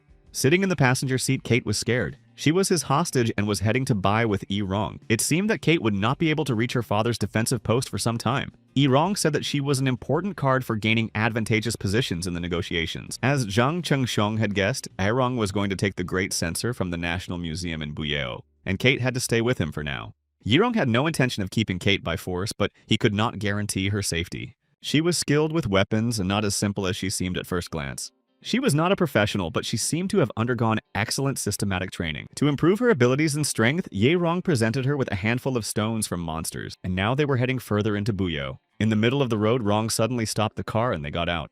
Kate didn't understand why. Rong told her that a man had been killed 4 kilometers away. The guy was running away from gangsters, but they caught up with him and killed him. They did it just for fun. However, their fun quickly ended with the arrival of Ye Rong, and they regretted their behavior. Among their belongings, Ye Rong found black stone swords. These should be kept in the Bui Museum. The defense army sent a large number of people to Baye, but none of the sorties were successful. There is a possibility that monsters are living in a training center located near Baye. Kate was very upset by what she saw. She didn't understand why people were fighting each other instead of the monsters. The rest of the gang that had killed the guy were in Bui. They also had a lot of weapons. They had settled in a football stadium. The scale of these places was much larger than Ye Rong had previously imagined. But there were also peaceful residents in the city who were ready to follow Ye Rong. They considered him their savior, and together they wanted to oppose the Messiah. Saving the townspeople was not part of Ye Rong's plans, but he couldn't abandon them either. He asked them to tell him everything. It was a cult divided into 4 levels. At the top was the leader, followed by guardians who served him, then believers with stigmata on their bodies, and at the bottom were ordinary people, Slaves. They kept the women of the lowest level locked up and abused them, while the men were forced to work until they dropped. The great pipe in the leader's hands could summon beasts stronger than monsters. Moreover, many of the fighters here have joined the leader. The people who came to wrong managed to escape by a miracle. It will not be difficult to defeat the enemies, but if it is not done in one go, there will be trouble ahead. These cultists were obsessed with their leader and worshipped him. She left, dissatisfied that she had been distracted. However, the news was that a rebellion had broken out in Bue, and several of their groups had already been destroyed. The enemy could not be underestimated. Rumors circulated that the rebellion was led by a girl with golden hair, and now their group was already in Bue and had been ordered to attack and show no mercy. The leader decided to act decisively. After all, a bunch of rats had dared to rebel against God's authority. However, there was no one on the streets. A bunch of shells were fired in vain. For religious groups, the greatest fear is unbelievers. Wrong had already given instructions to his people on the enemy side, and when the time came, their leader would take matters into his own hands. Wrong also told the civilians that they should retreat and take cover, and that he would take care of everything himself. The Messiah's henchmen ran to her, shouting that there was no one there, but something terrible appeared on horseback. Naturally, the clay figure rider was already there. He dealt with some of the leader's men. But the Messiah took out her relic and began to perform miracles. The fanatics around her were ecstatic and thought that these were the works of God. A huge golden tiger, a golden phoenix, and a golden dragon emerged from the incense burner. The chief knew that someone was controlling the man on the horse, and that this person had to be found immediately. But in any case, he would not be able to defeat him with her powers, or so she thought. A sudden explosion knocked everyone off their feet. Smoke filled the entire street. When it cleared, there was more than one horseman. It was the leader of the unbelievers, Wrong. The Messiah was pleased that he had come himself, and that she did not have to search for him for long. Lieutenant General Lee Hyok stood over the body of the green-eyed monster defeated by Wrong. With him were General Yoon Seok and Colonel Kim Seok Ho, the army commander. They were talking about Wrong. To them, he was a pawn. They planned to use him and then throw him away. The only important person was Colonel Hen Jun. Kim Tan-hoon was also a concern, but Kim Seok-ho decided that it wasn't important for now. Seoul could be in danger if the situation with Colonel Hen Jun and his units wasn't resolved. The road from Gangnam was blocked, and the road from the front line to Gangtrok was jammed. However, the available forces should have been enough to take Seoul. Mr. Mao said he would support them with some relics, and that was important. One of them was called the White Jade Cup. In addition, a number of other relics would appear in the near future. They would need to go and collect them. Disturbing things were happening at the Mech Guild base. Lin Qinyue and Shushuan noticed that a blue-class monster had been in the city of Sejong for some time. They had to inform their master, Wrong, so that he would be extremely cautious. Judging by its movements, there was a high probability that it would arrive here. A 5th-level monster frightened everyone. On top of that, there had been no news from Wrong for 9 days. Even the capital's defense army had never dealt with anything like this before. The Messiah was already starting to panic. She couldn't understand how Wrong could be stronger than her monster from the incense burner. However, giving up was not in her nature, and the leader of the believers herself entered the battle. But she quickly realized that she had underestimated Wrong. A couple of minutes later, she was lying on the ground, and when Wrong was about to take her life, she began to beg him to stop. The revenge for taking a life seemed heartless and unfair to Kate, and she told Wrong as much. He, on the other hand, believed that Kate was wrong. There was no need to be mistaken. This was a battlefield, different from others only in size. As long as they remained enemies, they must die. In the past, Wrong had thought about death every day, but everything had changed. From now on, he was fighting for survival. Therefore, sympathy was useless. Wrong and Kate then headed to Sejong to hunt a 5th-level monster. It is necessary to build a base in the south of the province of Gyeonggi, and the presence of this monster in the province of Chungcheon poses a great threat. A battle with it is inevitable. As they approached, Wrong heard the sound of gunfire. Monsters too. These sounds did not come from 5th-level monsters. He is no longer here. The capital city of Sejong. Wrong raced through the streets, searching for an answer to the question of what had happened. They were almost out of ammunition. Their comrades were no longer alive. They had never seen anything like this before and thought there was no chance of escape. A huge yellow-eyed monster surrounded by his entourage. The guys regretted that they had failed to complete their mission. However, they wanted to take as many monsters with them as possible. And then a powerful stream of fire rained down on the monsters. Wrong arrived just in time. Without a word or greeting, Wrong immediately rushed at the yellow-eyed monster and quickly finished him off. It turned out that these guys were looking for him, and they had a letter. The news that Wrong received was not good. A 5th-level monster was moving very quickly from the capital city of Sejong to Bucheon. The Mech Guild began evacuating the island of Yeonjondo, the 6-headed snake. Wrong was certain that all these events were connected to it. Administrator Jang Sung-hoon asked the two to deliver the letter to Wrong. Initially, there were 10 people in the group, but only 2 remained. Instructor Kim Suji was preparing for battle with the 5th-level monster. Someone had summoned a 5th-level monster. Wrong thought that the power of artifacts was involved. It seemed that they could use the map in combination with the relics. That meant the army had new relics, and very powerful ones at that. These two fighters left 4 days ago. The monster caught up with Buchon the day before yesterday. If the army had originally wanted to destroy the mech guild, they wouldn't have let them pass through the Unjong post so easily. But the Incheon bridge has been destroyed. No, it's not time yet, no matter what. Yahello will make them all pay with their blood. The situation in Incheon port was critical. People were rushing around. They had to escape as quickly as possible. The mech guild held an emergency meeting. The Incheon bridge, which was the only passageway, had been destroyed. It was unclear who did it and why. They had to prepare for battle. But fighting a 6th level monster was sheer madness. It would destroy everyone in the blink of an eye. Even for their master, it was too dangerous an opponent. However, there was no choice in any case. The safety of the citizens had to be ensured first. Huiyun ordered everyone to prepare. But even she didn't believe they could defeat the monster. They had to gather all the awakened and as many weapons as possible. Their goal was to hold out as long as possible. Meanwhile, Song Hong and An Song Mi would evacuate the residence.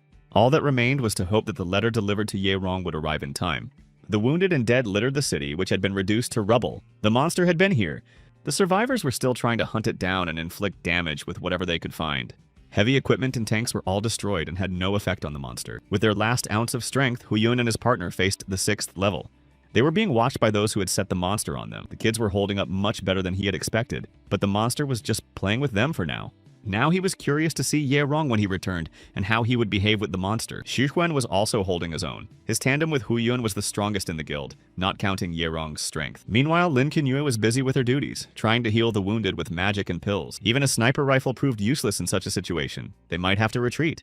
Shixuan's strength had increased over the entire period, and his attacks could even knock the monster off its feet at times. But that was all. Suddenly, there was a loud explosion of unknown origin. As always, Yahello was already there. The others' eyes popped out of their sockets in surprise. Yahello thanked everyone for holding their ground and asked them to leave everything to him. The rest had to evacuate immediately, gather all the wounded and run.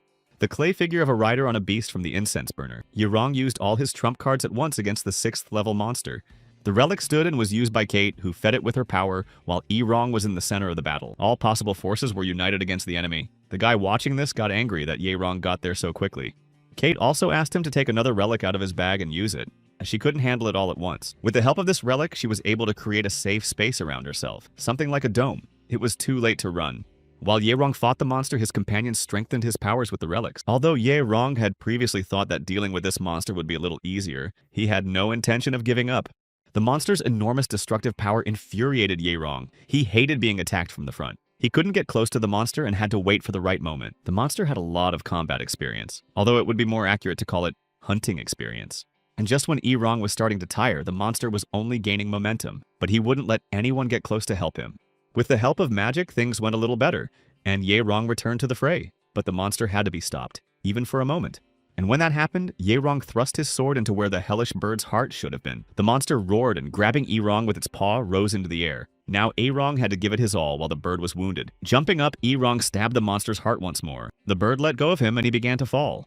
Fortunately, Yahello landed right on top of the bird, which had fallen lifeless a second earlier. The guy on the motorcycle couldn't believe what had happened. Erong had defeated a 6th level monster. Immediately, Yahello pulled the stone out of the monster and swallowed it without hesitation. The mysterious observer left his post and hurriedly rode away on his motorcycle. In Buchon, Yahello had another meeting with the lieutenant colonel. Yahello knew that if he wasn't there, they would try to destroy him and disband the mock guild. Erong's meeting with General Im Hen-jun had been scheduled, but the lieutenant colonel believed that he should take someone with him.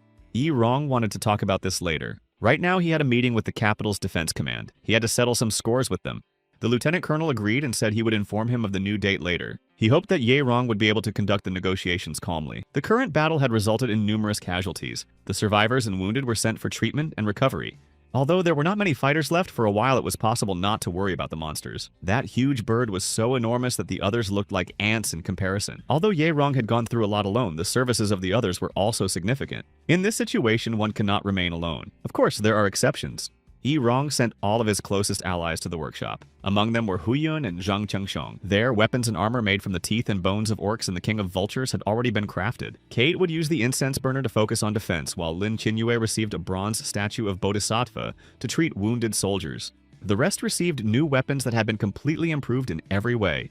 At Yahello's personal request, the master also improved his sword. Now it will be even stronger and more powerful. The team arrived in the capital city of Seoul. It was severely damaged. Zhang Chengsheng looked around and couldn't believe that it was so much worse than in Buchon. As the lieutenant colonel explained, it was all because of the dragon. If it weren't for him, Seoul would not have suffered so much. A dragon. Yet Rong immediately understood who they were talking about. It was the monster he had seen in the future. As they entered the city, the car they were traveling in was stopped and not allowed to pass. It turned out that a battle with red-level monsters was taking place ahead. The monsters were wandering around the center of Seoul and had to be stopped at all costs. When the government army was unable to cope and was already planning to retreat, Ye Rong came to the rescue. The lieutenant colonel himself watched with great interest. Ye Rong was already well known in these parts. When they finally reached their destination, high-ranking officials were already waiting for them. Negotiations began. Ye Rong and the colonel sat at opposite ends of the table. Ye Rong demanded payment for the damage caused to the mech clan and a reward for the 6th level monster. The colonel did not like these conditions. They called themselves an independent organization and demanded a reward from the army. This did not suit the colonel. However, Ye Rong pointed out that if he had not destroyed the monster, even this place would be dangerous. The colonel considered Ye Rong's words a direct threat. He said that the Mech Guild was just an anti-government group that had looted weapons warehouses. However, Ye Rong remained unperturbed, which angered the colonel even more. He shouted, and the guards aimed their weapons at Ye Rong. A minute later, he was sitting on a chair surrounded by armed soldiers. The leader of the D Squad, responsible for external security, contacted his comrade via radio and reported that Ye Rong was inside and had reached a dead end. Orders were given not to start a firefight under any circumstances, but the men were very concerned. There were about 50 monsters of the red and orange ranks. All of them were destroyed. With that number, the internal and external security squads could handle them together. However, Ye Rong destroyed them all by himself. His movements are incredible. He was underestimated from the start. The colonel ordered Ye Rong to kneel, but he calmly replied that he had not threatened anyone and simply asked for payment. Suddenly, the tower they were in shook as if there was an earthquake, and now Ye Rong really began to threaten them. The colonel had no choice but to accept his offer. But there was a condition. Ye Rong had to take care of the green-ranked monster heading for the Kanam area from Mount Chongge. In return, Ye Rong demanded 4 relics. Of course, they could have executed Ye Rong, but they risked being destroyed themselves. In the province of Gangwon was General Im Hen-jun, and in the province of Gyeonggi was the Mech Guild. The army was blocked on both sides. At that moment, there was no other option but to pay. Ye Rong knew his business too well. Major Oh Sibong was to take Ao Rong's relics to the Bank of Korea. Both remembered their previous meeting but were forced to remain neutral. On the way to the bank, a dispute broke out between Oh Sebom and Ye Rong. In the end, Ye Rong demanded that Sebom explain why he had brought a 5th-level monster to Bukon. That was the observer on the motorcycle. Then Oh Sebong showed him a white jade cup. After injecting mana into the relic, a drink is formed inside it. If you drink it, an aura that summons monsters will form around you.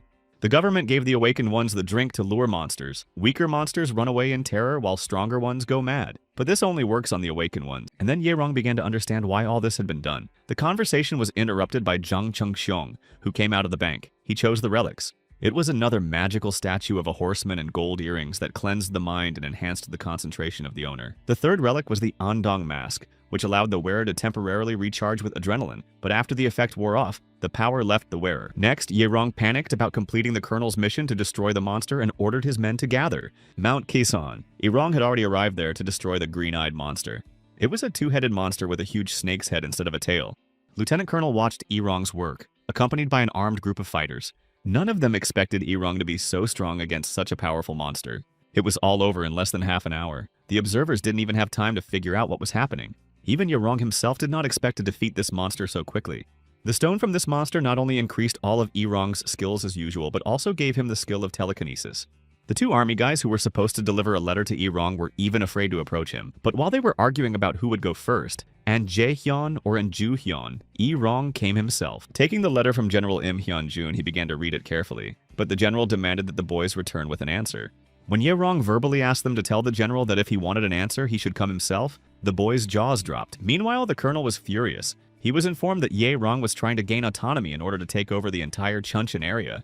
It turned out that the flag of the Mech Guild had indeed been raised in the city of Sejong. Under the temporary leadership of Zhang Chengxiong, the Mech Guild secured the natural gas base in Songdo and the oil reserve base in Sosan. But things couldn't be that good. The cup was filled with champagne again. Upon his return, Rong rushed into the future. There was someone talking about the Mayan calendar, about the need to get to Stonehenge, and something about a dragon slayer. Everything was too vague.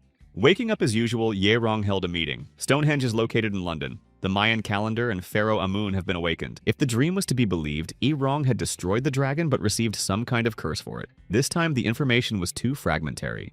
But there was no time to think about London now. First, he had to focus on Taiwan. Besides, there was a high probability that sooner or later the general would visit the guild, and it was not yet clear for what purpose. It was very difficult to survive on the front lines, and the government did not have many relics in reserve. The defense forces were just waiting for the enemies to destroy themselves. As expected, General Im Hen-jun soon arrived at the guild. Based on the letter, Ye Rong already understood that they needed his help, and now the general had arrived in person. However, he demanded help with threats. This situation angered Ye Rong, and he immediately demanded to know how they would benefit from this deal. In response, the general said that he first had to make sure that Ye Rong and his team were protecting an important person, as rumored. However, this was not what Ye Rong wanted to hear. He wanted to know why he should choose this side. After all, Im Heon-jun's enemies had at least paid for their help with important relics. But Rong already knew that they had no artifacts, so he made the general an offer in return that he abandon his soldiers and hand over command of his unit to Ye Rong. Before the general could respond, Rong continued that he was cooperating with the capital's defense contractor to recognize autonomy, and after some time, he would send an assassin to the colonel. The general ordered Ye Rong to guard 3 nuclear power plants in Kori, Volsan, and Ujimincha. Lieutenant Yu Dae-heon had already set off. The government suffered huge losses according to Oh Sebong. The guild could not be allowed to approach the main base. The general was initially inclined to use nuclear weapons. Everyone already understood that if Ye Rong took on a task, he would see it through to the end, so it was important that he did not fall into enemy hands. But first, they needed to contact Mr. Mao. The Mech Guild accepted the request to ensure nuclear safety. The only thing that bothered General Lee Ki-soo was that once the guild ensured the safety of the nuclear power plant, it might want to use the station for its own purposes. Mr. Mao's Jade Bird had arrived, they had sent reinforcements from Japan. They had to find the Golden Ruler and the Flute of Life as soon as possible to take control of all the forces in the capital after getting rid of General Lee Hyok, and make Ye Rong pay for everything. Ye Rong himself was already in Suwon. His goal was to ensure the safety of the nuclear power plants. First, to secure the route, and second, to eliminate the threat and provide constant security for the facilities. 1,000 people, including the Awakened, set off for Mount Sobek. There were no rules in this hunt. Whatever you got was yours. The Mech Guild was preparing to strike. While Ye Rong was away, it was the perfect opportunity. The main target was Lin Kin Yui, who had to be captured first. With the help of a bird, Lee Ki-soo sent a message. They needed to buy enough time before reinforcements arrived from Japan. Otherwise, they would have to retreat to the city of Daegu. Meanwhile, the attackers had already infiltrated the territory of Bucheon and were heading toward the hospital.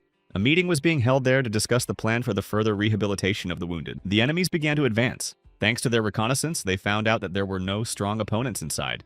Then Oh Sebong received information that Group A had been attacked by an awakened enemy. He decided that they should retreat and go to Chief Lee Ki-soo for a new plan.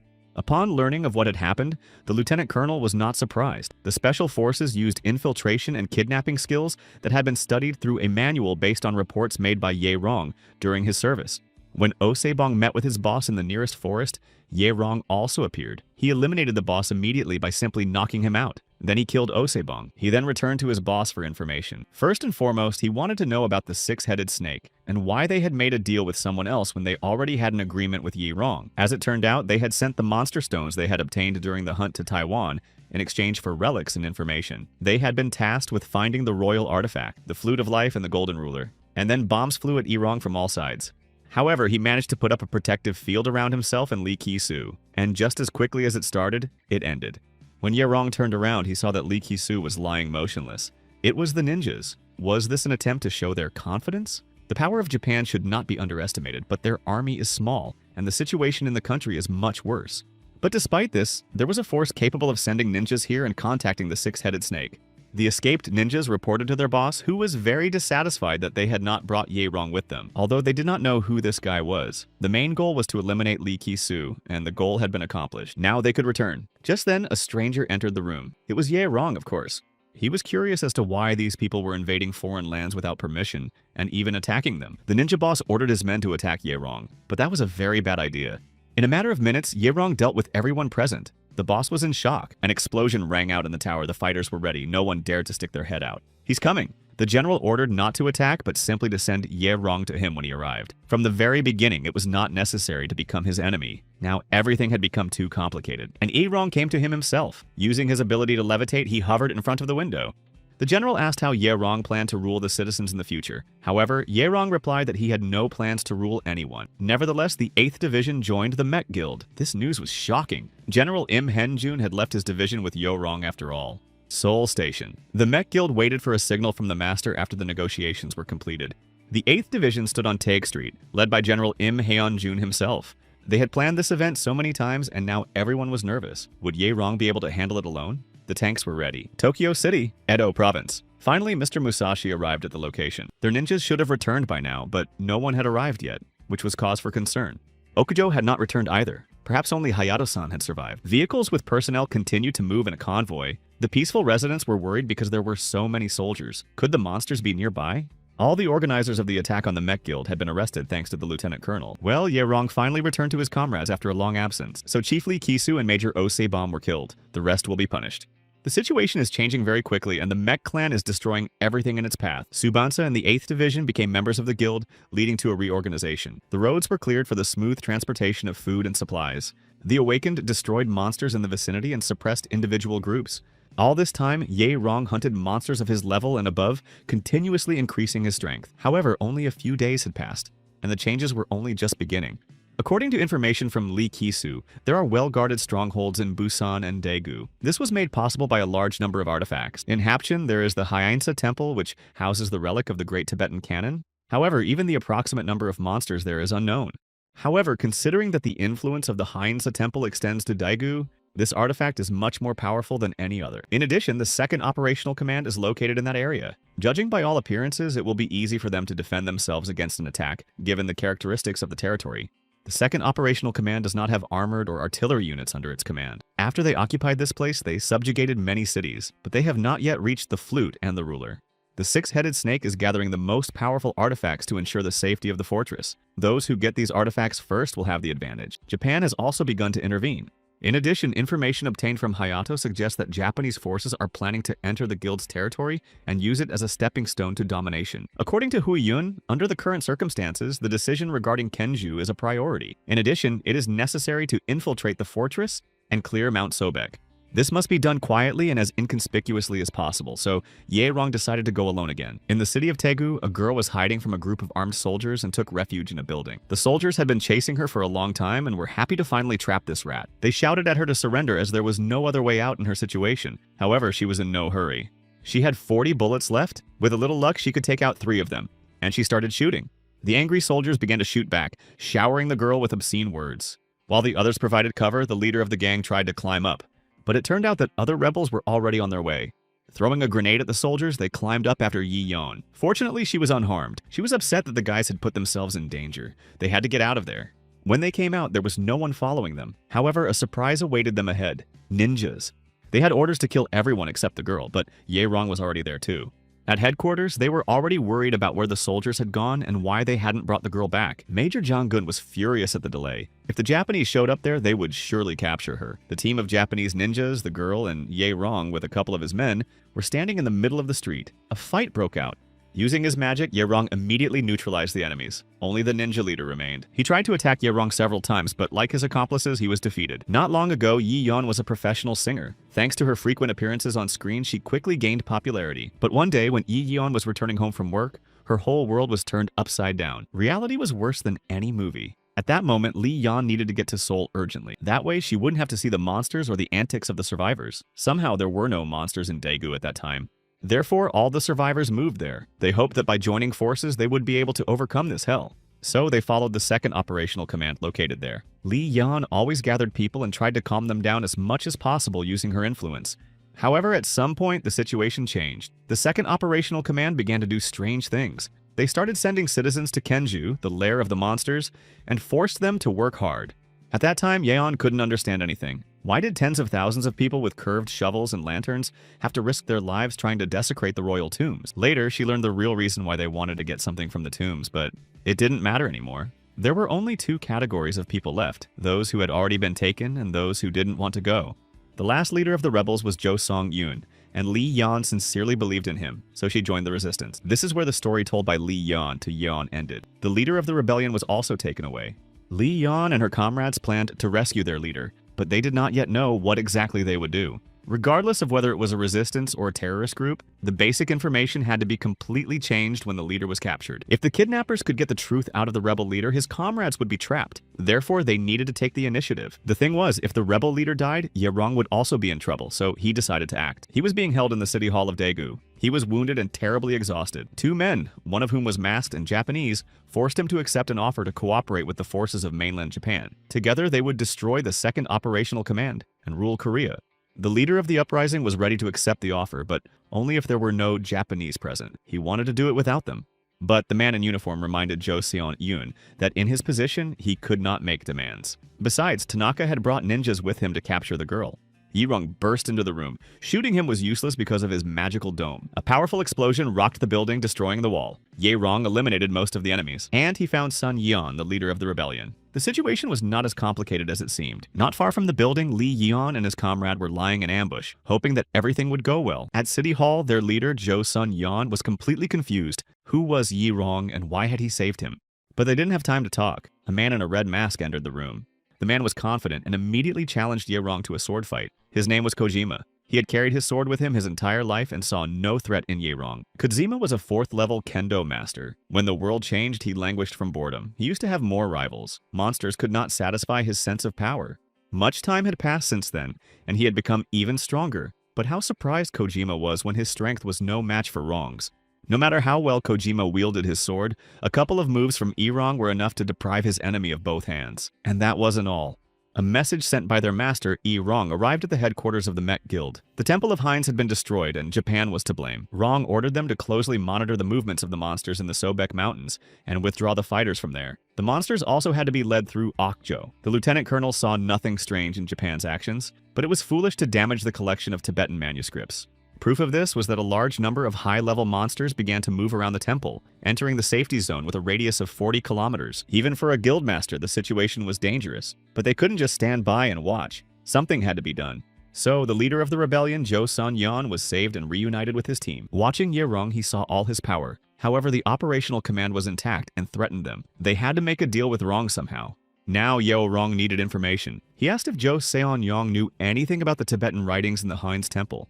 When the leader of the uprising heard that the writings had been destroyed, he couldn't believe it. He believed that even bandits like the 2nd Operational Command would not dare to lay a hand on such a treasure. It turned out that Japan knew about the existence of such relics and, realizing that it was impossible to transport them, decided to simply destroy them. And now, the death of Kojima and Tanaka will be the beginning of a great battle. Airbase K2. This is where the capital's Operational Command was meeting.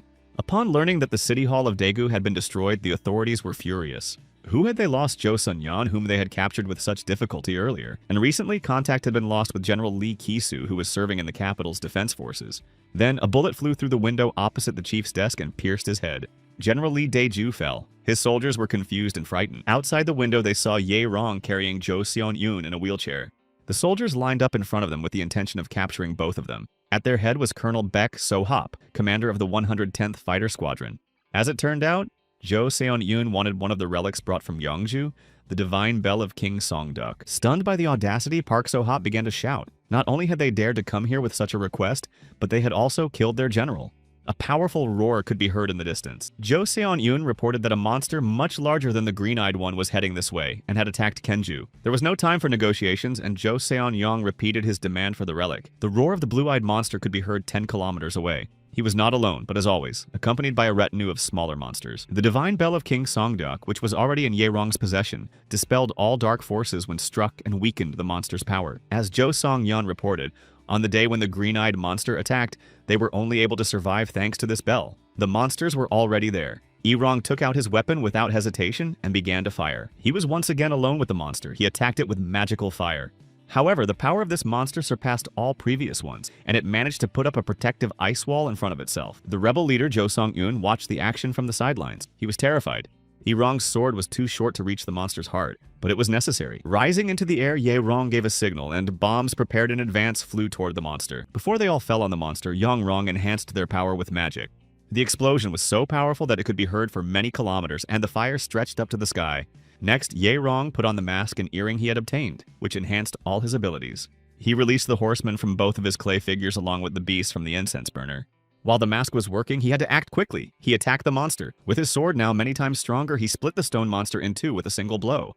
It was all over. The blue-eyed monster crumbled into small stones and collapsed to the ground. Seeing how Ye-rong had single-handedly destroyed such a monster, Park So-hop's soldiers suggested retreating. However, Colonel Baek So-hop said that there was nowhere to run. They would surrender. Coming out to negotiate, the colonel informed Ye-rong that he would hand over all his power to him. The City Hall of Daegu and the 2nd Operational Command, which were among the most influential units, surrendered.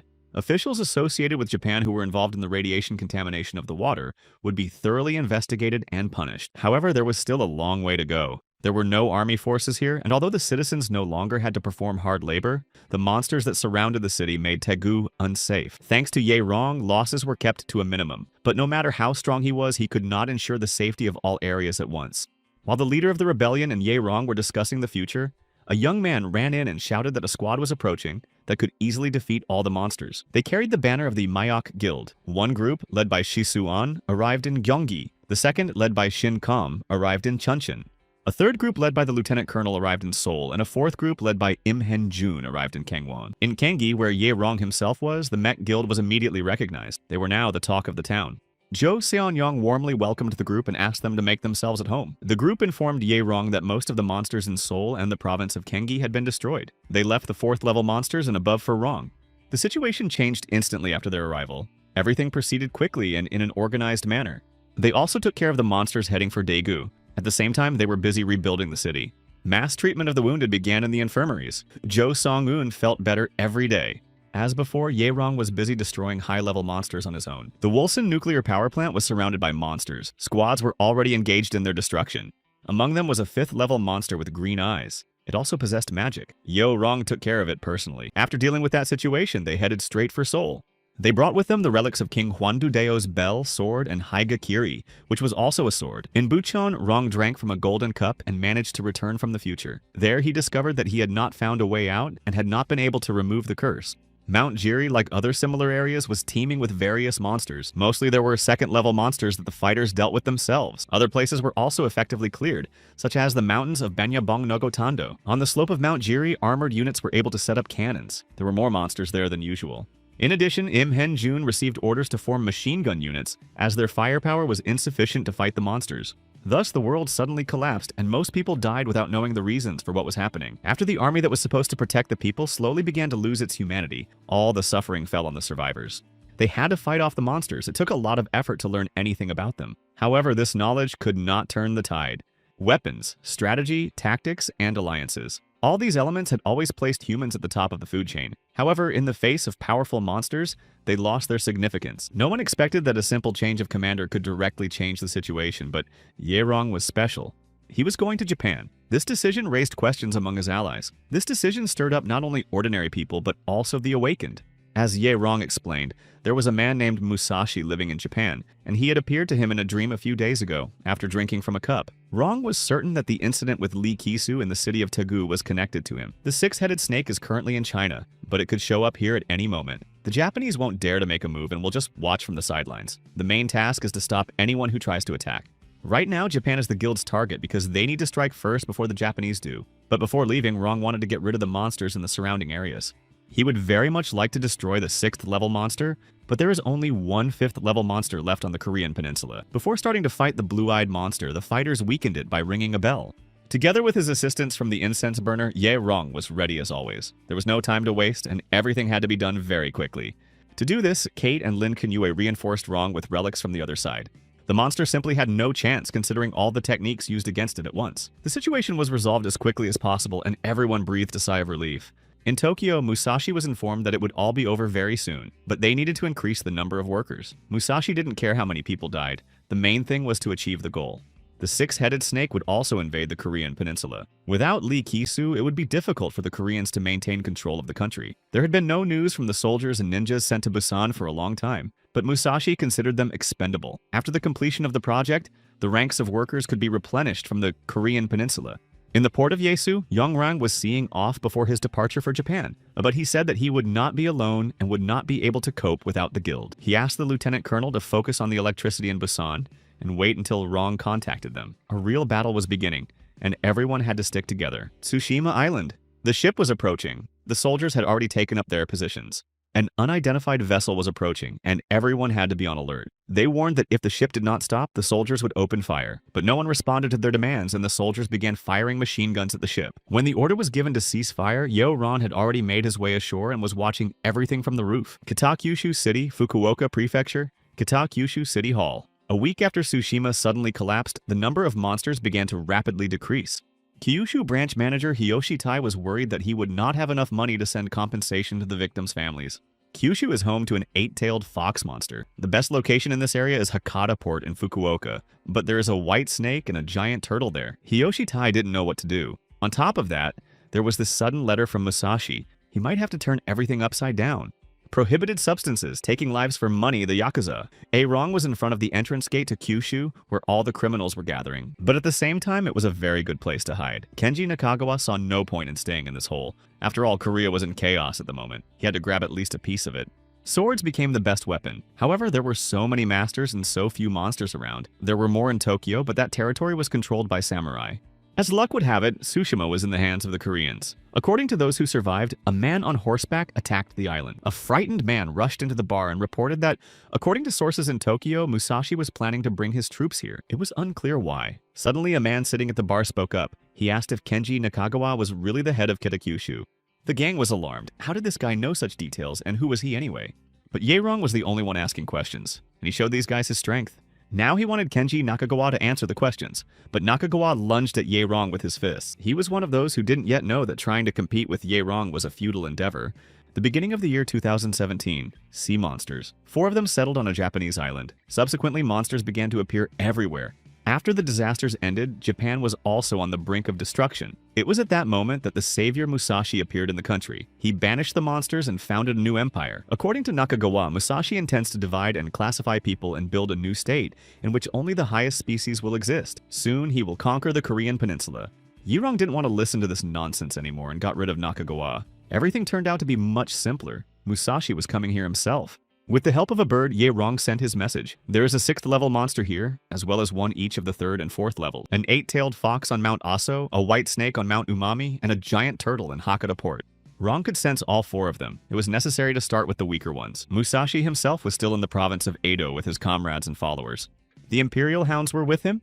They were called the 4 Heavenly Kings. Now that Tsushima Island had been taken from them, they needed to lead an army to occupy the Korean peninsula. According to the Ninja report, Korea was rapidly deploying its defense forces. The only way to reach Korea was to sail to Busan via the port of Hakata and Kyushu. It was the shortest route. However, the 8-tailed fox was there, and there were sure to be many soldiers around. However, Musashi did not want to sit idly by. Chinese fighters had already entered North Korean territory. Sooner or later, they would come down and start armed demonstrations against the South. They couldn't wait any longer. They had to hunt down the monster. Musashi ordered everyone to prepare for battle. First, Ye-Rong went to the place where the first monster lived, the white snake in Umami. The snake was very long, agile, and fast. However, it was only a 3rd level snake, and after a couple of minutes, it was destroyed. The next target was a giant 4th level turtle. In addition, it had 2 heads. The turtle's physique was perfect for attacks, as the necessary parts of its body were exposed. Its body was sturdy, but that was the giant turtle's only advantage, the white snake crystal. The wearer gained the power of a snake, and from the turtle crystal, Ye-Rong gained the ability Demon Shield. On Tsushima Island, most of the monsters were destroyed by the Mech Guild. During this period, Huyun received a message from Ye-Rong, which he had sent by bird. She informed everyone that the guild was leaving for Japan that very evening. They had to prepare thoroughly. There was not much time. There was also no time or opportunity to find out what was happening elsewhere. At that time, Japan was concentrating its forces on Tsushima Island. The lieutenant colonel was strengthening the defense of the nuclear power plant, while the colonel was deploying armored units. Rong himself would take care of the enemies on the island. After that, he would immediately infiltrate Japan. In the meantime, the army and the awakened ones had to move toward the island. Rong would always be in touch. He also wanted the preparations to be completed as quickly as possible. Upon arriving in Fukuoka, Hiyoshi Tai was shocked to see the bodies of the monsters he had come to hunt. They couldn't believe it. All the monsters had been destroyed. If anything happened to Musashi because of all these strange events, Hiyoshi Tai would be held responsible, and that was not good. After Nakagawa's disappearance, the number of monsters in the area began to decline sharply within a few days. Hiyoshi was certain that there was a person with universal power there. Looking up, Hiyoshi Tai saw a man standing in front of him. Grabbing his sword, he aimed it at Ye-Rong, but Ye-Rong deflected it with a single finger. Then he grabbed the weapon and trapped Hiyoshi Tai. Hiyoshi Tai didn't understand what was happening.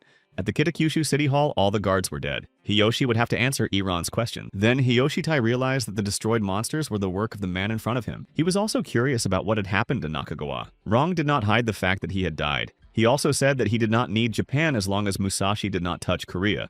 Rong also knew that Musashi would come here as soon as he gathered his army. But according to him, Japan was close to defeat. He suggested that Hiyoshi Tai do as he said in order to survive. Well, Hideyoshi had no choice but to admit that Rong was right and agree to his term. All Ye-Ronji demanded was that Hideyoshi Tai pretend he knew nothing. And in his reports, he was to say that preparations in the city were going smoothly.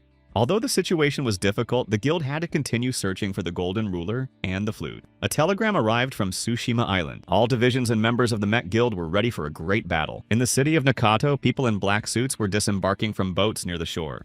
The mech guild, consisting of 223 people, arrived safe and sound. Hiyoshi, who was watching this, wondered what awaited him. When Musashi arrived, it would not be easy to survive. Then Hiyoshi Tai handed Inoue a bag of stones he had collected over a long period of time, telling him to take them all. The mech guild gathered at the Waseda University campus in Kitakyushu. Tsushima Island was in their hands. Musashi would soon arrive here to establish a base for the invasion of Korea. The thing is, not far from here, on Mount Aso, there is a 6th level monster, and Musashi may need the power of this beast when he realizes the strength of the guild. In addition, Musashi has the Kusagani no Tsurugi relic, which is rumored to be one of the most powerful weapons in existence. But Yaerong was confident that even so, the Japanese would be defeated. The main thing was preparation. According to the information that Yaerong has and important clues, everything will work out. In the future, Rong saw Musashi's defeat, but it is unclear whether it was because of Rong or because the fox would turn out to be too strong a monster. Yi Rong informed his men that the content of the prophecy had changed slightly, so they needed to act as quickly as possible. He gave the following instructions. Go to Kyoto, the empty city must be attacked. No one asked any questions. A large number of soldiers gathered on Mount Aso. Heavy equipment was also present. Everything necessary was transported by plane. The Japanese arrived with their entire arsenal and in full combat readiness, confident of their success. The 8-tailed fox was also ready to hunt. All forces were thrown into battle at once. From the mountain, Yaerong watched, using the ability of the white snake's eyes, which greatly improved his vision. Hiyoshi Tai was also there, and it was important that everything went according to plan, and that he did not betray Irong Musashi. Musashi himself recalled the conversation with his friend Inoue, to whom he had given the stones. Inoue believed that Hiyoshi was betraying his country by betraying Musashi, but Hiyoshi Tai himself no longer believed this. After the monsters appeared, many people were killed, but the country was powerless to do anything about it. At that moment, even when the army was powerless, a man named Musashi arrived. He destroyed the monsters left and right with his shining sword, saving people. Naturally, the army followed him, so Musashi soon took control of the government, and the people trusted him. However, Musashi dreamed of a world different from the one ordinary people wanted. He wanted to become a god. He divided the citizens into classes and treated those at the bottom of his hierarchy worse than animals. After that, he focused on hunting and forced soldiers and civilians to collect crystals, regardless of how dangerous the location was. In the end, only the two of them remained from Hiyoshi Taya and Inoue's team. Now Hiyoshi understood that Musashi would lead the country to ruin, and that he had to be stopped. Neither tanks, machine guns, nor manpower could inflict the slightest damage on the fox. Even planes were damaged by the monster. The 8-tailed fox could jump very high. About 100 tanks and 50 planes had been destroyed. There were few soldiers left. Then a dark-haired woman from Musashi's entourage put on a red dragon mask. The ninjas brought a relic they had brought with them called the Golden Temple. The relic weakened the monster's abilities and could block them. Other masked assistants of Musashi used telekinesis on the monster. While the monster was trapped and held back by magic, the archers and a kamikaze squad prepared themselves. Musashi himself stepped forward with a 7-pointed sword that could suppress the monster's abilities and deliver a fatal blow. At that moment, Irong, who was watching everything closely, also gave the signal to begin. The fox was surrounded and subjected to powerful magical effects. The arrows fired by the archers at the 8-headed fox were also enhanced by magic. Then it was the turn of the kamikaze, who fearlessly rushed into battle without fear of losing their lives. However, the monster managed to repel their attack. The attackers flew in all directions like feathers. The girls were also unable to stay on their feet despite their powerful magical protection. Even Yaerong himself did not expect such a powerful wave from a blue-level beast. The time had come for Musashi's bodyguards, the 4 heavenly kings. They stepped forward to face the monster. Musashi himself attacked the fox with his sword, but it parried the attacks with fire. Another powerful sound wave, like a strong earthquake, split the mountains. But Musashi seized the moment and managed to inflict a serious wound on the fox. When it was already exhausted, he ordered his men to attack again. And just when Musashi thought it was all over, the monster rose up and blue fireballs swirled above his head. These balls rushed into the crowd at the speed of light and began to fall, destroying everything in their path. Everyone thought it was the end. Musashi dropped his sword somewhere. Then Irong jumped out wearing a mask and struck the fox. In his hands was Kusagani no Tsurugi, Musashi's sword. With his rank, Rong could only use this sword 3 times. But one blow was enough to deal with the 8-tailed fox. When Musashi came to, he started yelling at his people to quickly take the monster's stone. The ninjas attacked Yaerong from all sides, but he used the power of the world. 2 goals, unbridled rage. Everything within a radius of several kilometers flew in different directions again. The subjects wanted to take Musashi away, but he rushed toward Yaerong to destroy him. After getting up and recovering, everyone except Musashi ran toward Yaerong again, who waved his hand and lifted everyone into the air using telekinesis. Musashi's fighters had to take strength-enhancing pills that Mr. E's assistant had given them the day before. The pills had an effect for half an hour, during which time the people turned into green-eyed monsters. They were only to be taken in extreme cases. Now Erong had a problem. He could easily deal with one 4th level monster, but when there were several of them, it was a different story. Surprisingly, this did not bother Erong at all, and he calmly walked past them, bringing them to their knees with a snap of his fingers. Meanwhile, Musashi and a small number of his men managed to escape and hide on their ship in Kitakyushu. The assistants used magic to gradually restore Musashi's life force. Then a man in ninja garb approached him and ordered everyone to be silent. He had come with a report. Kobe and Osaka had been attacked. Life in the cities was completely paralyzed. The port in Hiroshima had also been attacked. Sea communication was impossible. At that moment, all major targets within the country had been attacked. It was difficult to imagine the extent of the damage. There was little information. The only thing known was that all the attackers were dressed in black and spoke Korean. The attacks on Japan continued. In Nagoya, the Met Guild was conducting another purge. All soldiers and ninjas supporting Musashi were mercilessly exterminated. There were only a few left when a new batch of soldiers with powerful weapons arrived. Kate and Lin Kinyue used the relics. The magical beasts, the lion phoenix, and the dragon attacked the soldiers. The soldiers didn't stand a chance. In Kitakyushu, Musashi fought fiercely. His body had not yet fully recovered, but he was desperate for revenge. They understood that if the situation did not change, they would face complete destruction. And then there was this man whose strength surpassed that of anyone else. One of the ninjas who had participated in the assassination attempt on Lee Kisu heard the name Ye Rong and told Musashi about it. Now Musashi understood that Kazuma Tanaka Hayashi and all the others had probably been killed by this Korean. Musashi's next plan was to go to Tokyo and gather the remaining forces into one. Together with Hiyoshi Tai, Ye Rong watched the ships sail away. Hiyoshi wondered why Rong had let Musashi escape. Surely Musashi was already gathering an army across the country. But as it turned out, this was exactly what Rong needed. Hiyoshi Tai was taken aback. Ye Rong did not have time to travel across the country and capture Musashi's army in parts. It was easier to let them gather together and then destroy Musashi in front of all his loyal subjects. In Busan, Zhang Chengxiong watched as the golden cup was filled with champagne again. Before leaving, his boss asked him to drink it if that happened, but Zhang was too afraid to look into the future. But he had no choice, as there was no one else from the higher-ups present. The man shot Zhang Chengxiong in the arm, and he fell, leaning against the wall and writhing in pain. Zhang He aimed again at his opponent with tears in his eyes, but with confidence. More than 15 years had passed since the death of his boss, and Zhang He had still not managed to meet him. He was the only one who managed to defeat the dragon. But Rong also destroyed the Mayan calendar, and people lost their chance to destroy the monsters forever. However, Zhang Chengxiong reported that this was not true, and that the calendar would not have helped. The boss died from the incredible power and artifacts that consumed him. He knew that he would soon be gone. Only the flute of life could break the dragon's curse. The boss did not know this. To survive in the past, the boss had to destroy the Black Dragon in Russia. October 2017, Ye Rong arrived in Tokyo in Musashi. He was waiting to see if Erong would accept his challenge to a duel. Surprisingly, he was confident. The Japanese watching Erong approach were surprised that he had indeed come alone. Musashi's assistant did not sense anyone within a 10-kilometer radius. Either Erong was too confident, or there was an ambush waiting for them somewhere. The first question Musashi asked Erong was how he knew that Japan was going to attack Korea, and where his sword was. But Yang Rong ignored both questions. Enraged, Musashi grabbed his sword. Erong informed him that Musashi had just lost his last chance to save his life. Enraged, Musashi rushed into battle. The confrontation between the two strongest warriors began. Saitama. The guild members were surprised that there were almost no monsters here. They were lucky to be able to attack Japan's main targets without many soldiers. This was the result of an excellent strategy.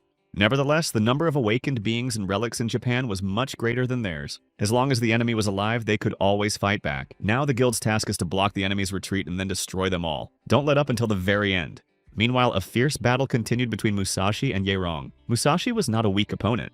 The battle was stunning. Not only Iran, but Musashi himself was surprising. Meanwhile, Musashi's army commander ordered everyone to take the pills and prepare themselves. Even without Kusanagi's sword, Musashi could defeat the blue-eyed monster with his remaining strength. However, no matter what strength he used, he would not be able to defeat this Korean.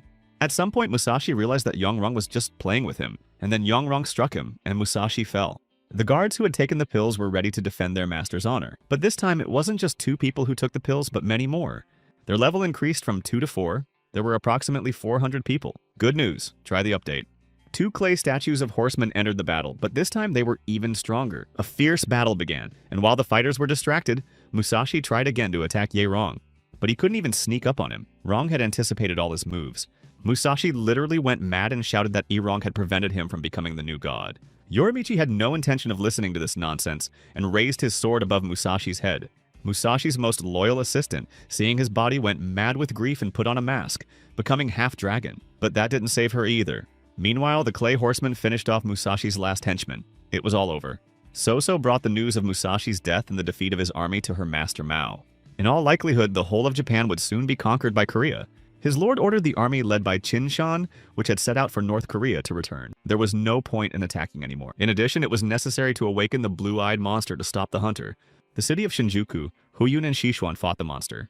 After finishing with it, they discovered that it was, fortunately, the last of those destroyed here by the Mech Guild. They did a good job. Everything was settled in the Adachi and Katsushika districts. They were also finished in Tokyo. They hadn't even had time to catch their breath when a blue-eyed monster appeared with a loud noise. Surprisingly, as always, their master, Yi-Rong, appeared just in time and used the skill Crystal Giant Turtle Demon Shield. To make matters worse, the monster was flying, and Yi-Rong tried to stop it with his magic. The power of the Golden Temple created a telekinetic web that instantly entangled the monster. Deciding to try another new skill, Rong launched the fox's Geokinesis spheres. One sphere was enough to defeat the monster. As always, his comrades were amazed. The goal had been achieved, and now they had everything they needed. It was time to return. Despite the situation in the Tokyo area being resolved, it was not enough to restore normal life for the people. The current situation was changing rapidly, so the guild couldn't stay there forever. The only option was to leave the country and trust Hiyoshi Taiyu. The Mech Guild headed to South Korea to carry out their next rescue operation. The lieutenant colonel met the guild and was surprised not to see Yi-Rong. It turned out that he had left somewhere along the way. Accustomed to Yi-Rong's strange behavior, the lieutenant colonel was not surprised at all. Case in North Korea. Bodies of soldiers and destroyed houses. A huge two-headed monster appeared there. In the port of Busan, the Mech Guild unloaded the trophies and remains of monsters they had brought with them. On the way to the base, the lieutenant colonel told the team where Rong had gone, and it was North Korea. Before leaving for Japan, the guild explained that humanity was familiar with a huge number of weapons, but the most effective ones were firearms. The problem was that they needed to study their enemies, as well as their strategies and tactics, and there was no time for that. In addition, they needed to provide people with raw materials, food, and electricity. The number of awakened people was small and ordinary people had to avoid monsters. That is why firearms were the most relevant. Therefore, it was now important to find a large quantity of these weapons, and North Korea was the ideal solution to this problem. The situation was urgent. From time to time, monsters crossed the demarcation line. According to the map, many monsters had been moving south recently. The administrator informed the master in Japan, so Colonel Im Hyung-jun and his unit were deployed to the north. Colonel Im Hyun-jun, who is on the front lines, is constantly monitoring the situation in North Korea. Yi-Rong was flying over the demilitarized zone. He flew almost 400 kilometers from Busan, using up a lot of psychic energy. And he finally found the area where the soldiers were still fighting the monsters. Grenades and other types of ammunition were used, but it was of little use.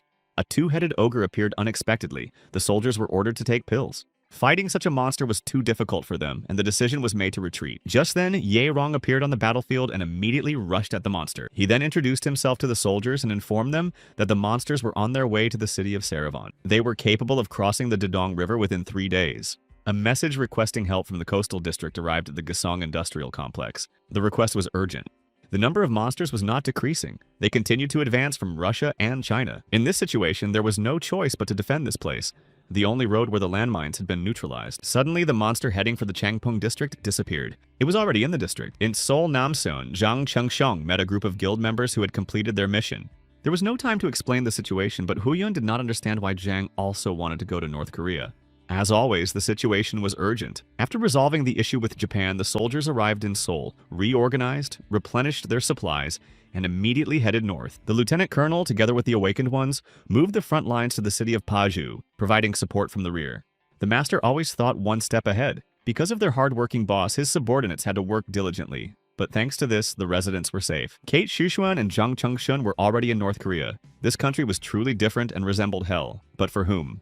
Monster corpses were scattered everywhere. Everything was literally covered with them. The fighters heard that Yi-Rong had dealt with a 6th-level monster in just half a day. In the past, cleanups were also carried out in specific locations. However, now it was more like a massacre than a hunt. Periodically, Lin Qinyue and Huyun noticed that Yi-Rong's nose was bleeding, but he laughed it off. He didn't want to reveal that the curse was already taking effect. Most of the Mech Guild went to the city of Saravan, while Yi-Rong went to Pyongyang alone. The master would arrive in Pyongyang as soon as possible and rid the city of monsters. First of all, he wanted to deal with the North Korean leaders hiding there. On the way here, they encountered almost no soldiers, but all this time, North Korea had been resisting the United States. The bunkers in this country exceeded all expectations. North Korea spent most of its money on the army. However, it was all like a sandcastle. As soon as part of the castle begins to crumble, the situation spirals out of control.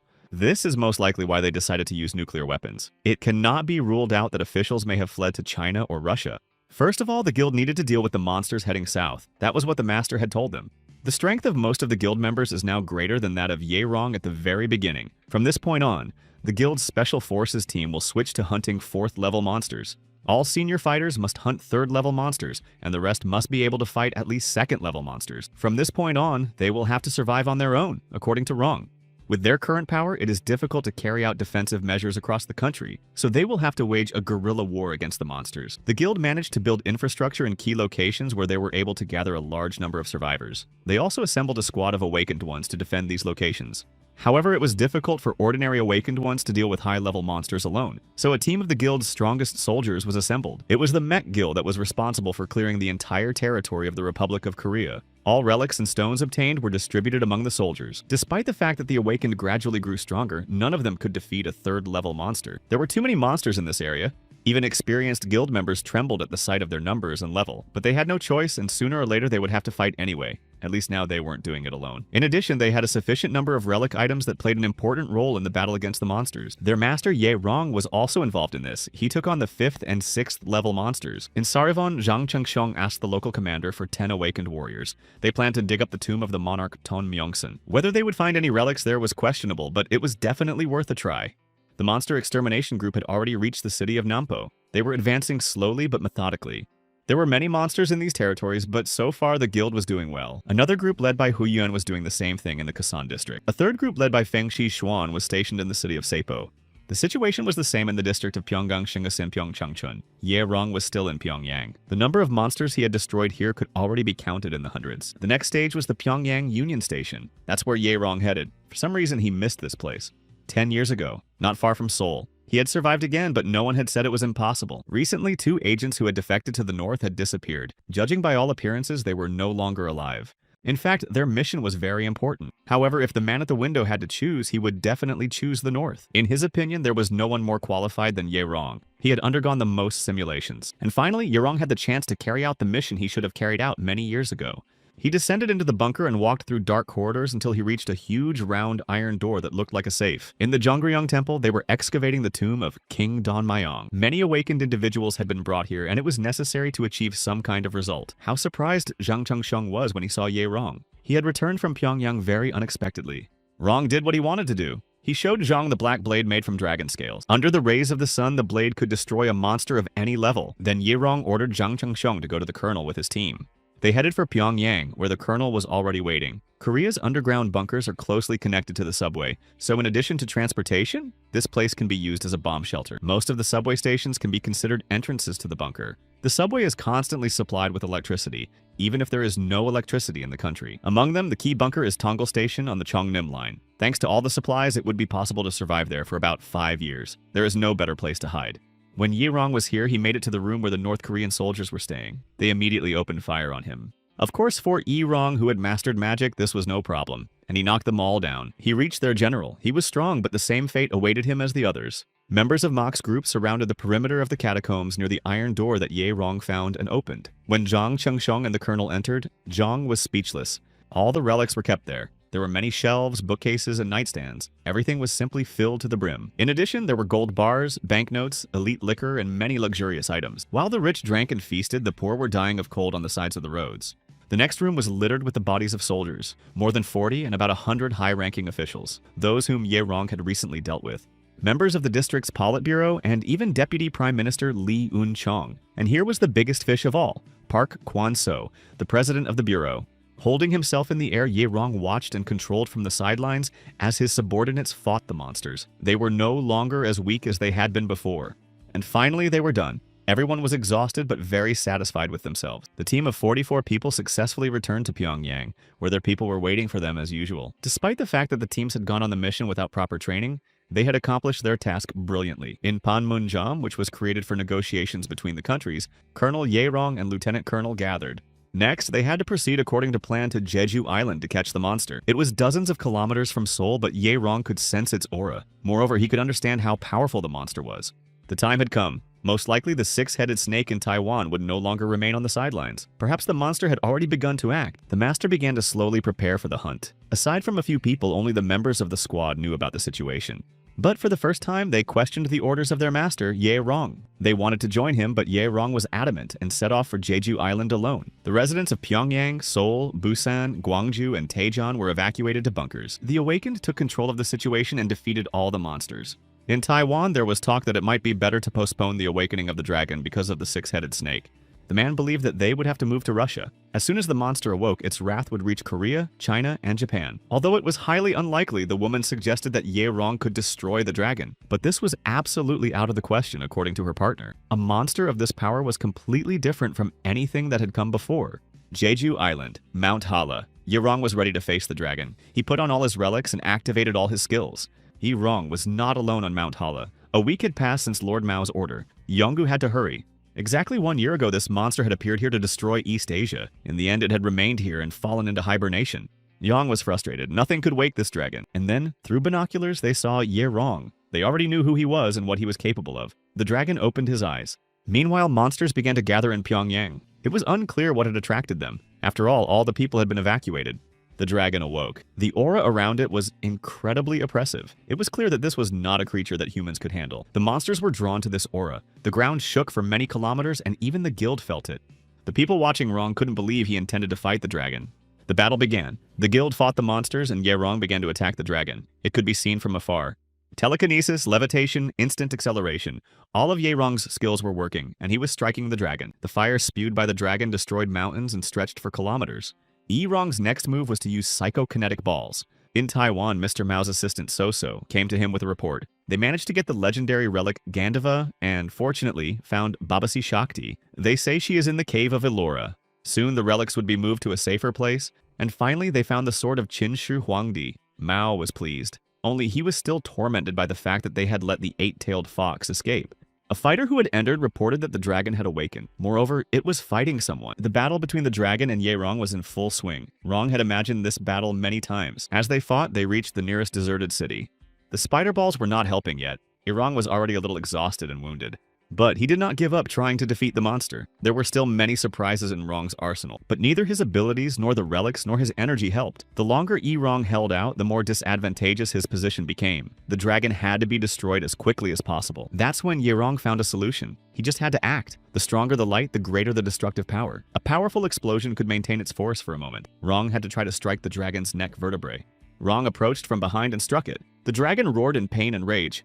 But Ye Rong held onto its back without removing his sword from the monster's back. The dragon shot up into the sky like lightning and rushed toward the nearest body of water. It dove underwater but quickly resurfaced when its trick failed. His enemy was still on him, driving the sword deeper and deeper into the skin of his back near the spine. All the monsters in the vicinity of Kaisen were destroyed, and those that were hiding suddenly disappeared. It was all because of the 6th level monster. These creatures are quite sensitive. Unlike the colonel, the lieutenant colonel was not awakened and could not sense the monster or its power, but he was absolutely certain that Ye Rong would return. A meeting between Mr. Mao and his close associates was held at the National Museum of Taiwan. They discussed the situation in South and North Korea and the person of Ye Rong. The fact that Ye Rong was fighting such a powerful dragon alone was laughable. The fact that Rong had managed to defeat Musashi and the eight-tailed fox was one thing, but the dragon was many times stronger than both of them. A red jade flew into the office, allowing real-time communication. The message was from Jihon. He repeated that Ye Rong was fighting the dragon alone and surprisingly had not yet been defeated. The mech guild also headed to Jeju Island, having decided to help the master after all. No matter what he did, the dragon would not remove the sword from his spine. Rong also raised his shield against the demons. The dragon roared, and he held on with all his strength. The dragon's roar destroyed the shield, and now Ye Rong was unprotected, his body badly wounded. The dragon descended to the ground and threw Ye Rong off its back. He had broken bones and many wounds, but he got up and took the sword. They stood facing each other and did not move for a couple of minutes. The dragon was also badly wounded. His spine was severely damaged. The monster let out a final roar and fell lifeless at Ye Rong's feet. Ye Rong fell behind him. When the news reached the council in Taiwan, they could not believe it. His mercenaries, who had been watching the battle, decided that this was their chance to take the dragon crystal while Ye Rong was unconscious. He heard them. Ye Rong's only chance was for them to get closer and strike once. But that wasn't necessary. The mech guild was already there and ready to defend their master. The guild members easily dealt with Mr. Mao's fighters. While Kate provided cover, Lin Qinyue fed Ye Rong healing potions, in which she had no equal. The enemies were defeated. His comrades helped Ye Rong to his feet, and he approached the dragon. He took out the crystal that had been so difficult to obtain this time and swallowed it immediately. Ye Rong's body instantly recovered, filled with strength and power. His basic skills increased. Now he could use the dragon's power at its maximum level, but he couldn't use his other abilities at the same time. Incredible, this power was definitely worth the risk. Since he had managed to survive, he had to take advantage of this opportunity. Mr. Mao approached the giant codex that contained information about all the monsters. The dragon was the strongest of all the blue-level monsters in existence. Mao would never have thought that his plans would be thwarted like this. First, he had to reduce the number of members of the six-headed snake organization. Its weight was too great. Survival was now the priority. The lives of all people were important. Although Ye Rong's victory over the dragon was impressive, Mao believed that his end would still be tragic. Mao ordered his assistant Soso to tell Qinshanya that he would arrive soon. He also told her that they would not retreat. The terrain on Jeju Island was completely changed after the battle. It was a real disaster. Soon the Mech Guild was back in Busan with all its members, including Ye Rong. Another meeting was held. Huiyun reported that it was obvious that the people who attacked them were from Taiwan. The six-headed snake must already know that the dragon had been killed. But Ye Rong reported that the six-headed snake had left Taiwan and would not attack first for the time being. The six-headed snake could have left Taiwan, leaving behind all the relics and awakened ones. But it was highly likely that the people in power had already retreated along with the monster. Very soon, complete chaos will begin in the north, and everyone must be on high alert. As soon as the master dealt with the 6th-level monsters, the world began to change. The awakened could barely approach the remains of the high-level monsters, but many artifacts could be made from them, so even though it was slow, the work progressed. A jade bird was also obtained, which, unlike the previous one, could maintain real-time contact. Ye Rong informed the squad leaders that sooner or later monsters would begin to attack from the north. The team of hunters, together with armored ranks, was to guard the borders. Ye Rong himself went to Taiwan. After that, on the orders of the master, the team of hunters went to Pyongyang to stop the attack. In North Korea, the number of monsters did not decrease after the death of the 6th-level monster. All forces, including infantry, tanks, and aircraft, were thrown into the fight against these monsters. Now, all the awakened guilds fought monsters from the 1st to the 4th level and gained experience. Most of the monsters in South Korea came from the Yalu River. 70% of the awakened guilds were concentrated in North Korea and tried to drive the monsters away. However, other regions also saw a large influx, so even ordinary people had no choice but to fight. What was happening now was very different from when the first monsters appeared. The current systematic firepower had stabilized beyond all norms. In addition, many fighters and various units had appeared on the ground. They were able to clear the area, and the situation gradually stabilized. Prime Minister Cho Seong-yeon, Lieutenant Colonel Yu Dae-hyung, and Jang Chung-kyung gathered around the table. They discussed the cleanup operations in various regions. According to the information received, all defense lines were coping well with their tasks. In Taiwan, soldiers encountered Ye Rong, who immediately offered them the choice of surrender or death. Bombs flew at him along with various types of weapons, but with Ye Rong's protection, it was useless. Major General Lee Soo-kwan rushed in his car in a panic. He couldn't believe that all his soldiers had been defeated. The 6-headed snake Mao, it was all connected, no doubt, but he had to escape at any cost. He had to reach the harbor as soon as possible, then someone jumped into the car. It was Ye Rong. He was very curious why the Major General had used his soldiers as cannon fodder and fled himself. More accurately, he tried to escape because, with the appearance of Ye Rong, his plan had most likely failed. Well, Mr. Mao was already in Beijing. He was informed that the command had already collapsed. The rest of the army was using guerrilla tactics against Ye Rong, but it was unclear how long they could hold out. Mr. Qinshan Sogyo arrived at Mr. Mao's residence, accompanied by his assistants. These were the same people from one of Ye Rong's visions. Qinshan destroyed the Great Wall as Mao had ordered. The recently acquired sword of Qin Shi Huangdi was very helpful. There was no need to worry about a shortage of men. When the Great Wall collapsed, monsters instantly rushed toward that direction. It is expected that many of them will head for the Korean peninsula. Mao then reported that they now needed to travel by the Siberian Railway to Moscow, and then to England. In Taiwan, the battle between local partisans and Ye Rong continued. Surprisingly, they held out for a long time. In Pyongyang, the installation of artifacts called Changshin was completed, which blocked the approaching monsters and increased the power of the awakened. They also installed the Maginot Line. This would significantly reduce casualties. Finally, the armor made from Fox and Dragon was ready. As requested by the colonel, the search in the city of Rajin was completed, and no survivors were found. However, during the search, they managed to contact a group of awakened people from Russia. They want to cooperate with Korea to receive and provide any assistance. A line of defense was built around Pyongyang, but the monsters continued to advance from the north. On Rong's orders, it was decided to split the team of hunters to stop the main monsters. However, the fact that the guild was outnumbered could not be ignored. The colonel also told Rong about the group from Russia, and one member who introduced himself as a member of the SSO. 29 years old. Her name was Maria Alexandrovna Solovyova. She was the daughter of the deputy director of the FSB, and Ye Rong already knew this. In addition, she had served in the KGB and participated in conflicts in Syria. As it turned out, Ye Rong knew much more about her than anyone else, but he was not ready to say anything or meet with her right now. There were more important matters to attend to. An hour later, Ye Rong promised to return and Maria Alexandrovna was to wait for him. The city of Kaikon, the concentration of monsters per square meter was incredible. But as usual, Ye-Rong dealt with them very quickly, collected the crystals, and headed back to Pyongyang. Now it was time for Ye-Rong to go to his meeting. He had heard that many awakened ones had come to Maria. Maria Alexandrovna Solovyova was already waiting for him. They hadn't seen each other in a very long time. It was Ye-Rong who had saved her 3 times, although he could have destroyed her without batting an eyelid if necessary. She did not expect him to become so powerful, but she was sure that Ye-Rong's people did not know his true nature. Rong interrupted her and ordered her to answer his questions. But Maria continued to talk about how Rong had gotten rid of his comrades, who had gone through hell with her. Rong swung his arm and broke the wall. The fighters behind the wall were nervous, but they couldn't enter. Ryder was Maria's code name when she was in the Alpha Special Forces. During the civil unrest in Syria, she framed CIA agents. Otherwise, the US would not have stood by and watched Russia interfere in the country's politics. And that was just one of her achievements. The colonel was curious why Maria called Rong a ghost and how he had saved her.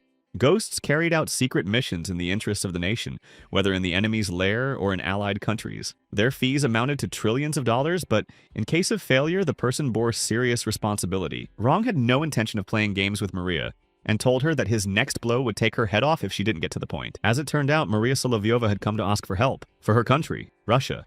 The rest of the mech guild listened to Maria's request. When they learned that Rong was hunting blue-level monsters, they were shocked. Even the strongest masters in Russia could only defeat 4th-level monsters at most. Now Russia was more like hell. With the appearance of Chernobog, their country had turned into a nightmare swarming with zombies. They still had very little information. The only clue they had was that this monster looked like a wolf, and they were sure that it had purple eyes. The problem was that wherever Chernobog went, all creatures became zombies, both humans and monsters. Fortunately, it wasn't a virus or anything like that. The mutation occurred immediately after contact with Chernobog. Kate asked Maria what the government was doing, and what about nuclear weapons, but the risks were too high. Many were against it. So Maria came to ask for help. She wanted Ye-Rong to help expand the opposition's capabilities. And of course, if the conflict over nuclear weapons was resolved, the guild could take part in capturing the monster. Rong agreed, but he had a condition. The conditions Maria set were as follows. A visit. The essence was that key people from Romisia had to come to Pyongyang and observe the hunt by the Mech Guild, and also the surviving allies of Russia, some of the countries in Eastern Europe and Asia that are open to visitors. The monsters were summoned using a special jade horn engraved with a dragon.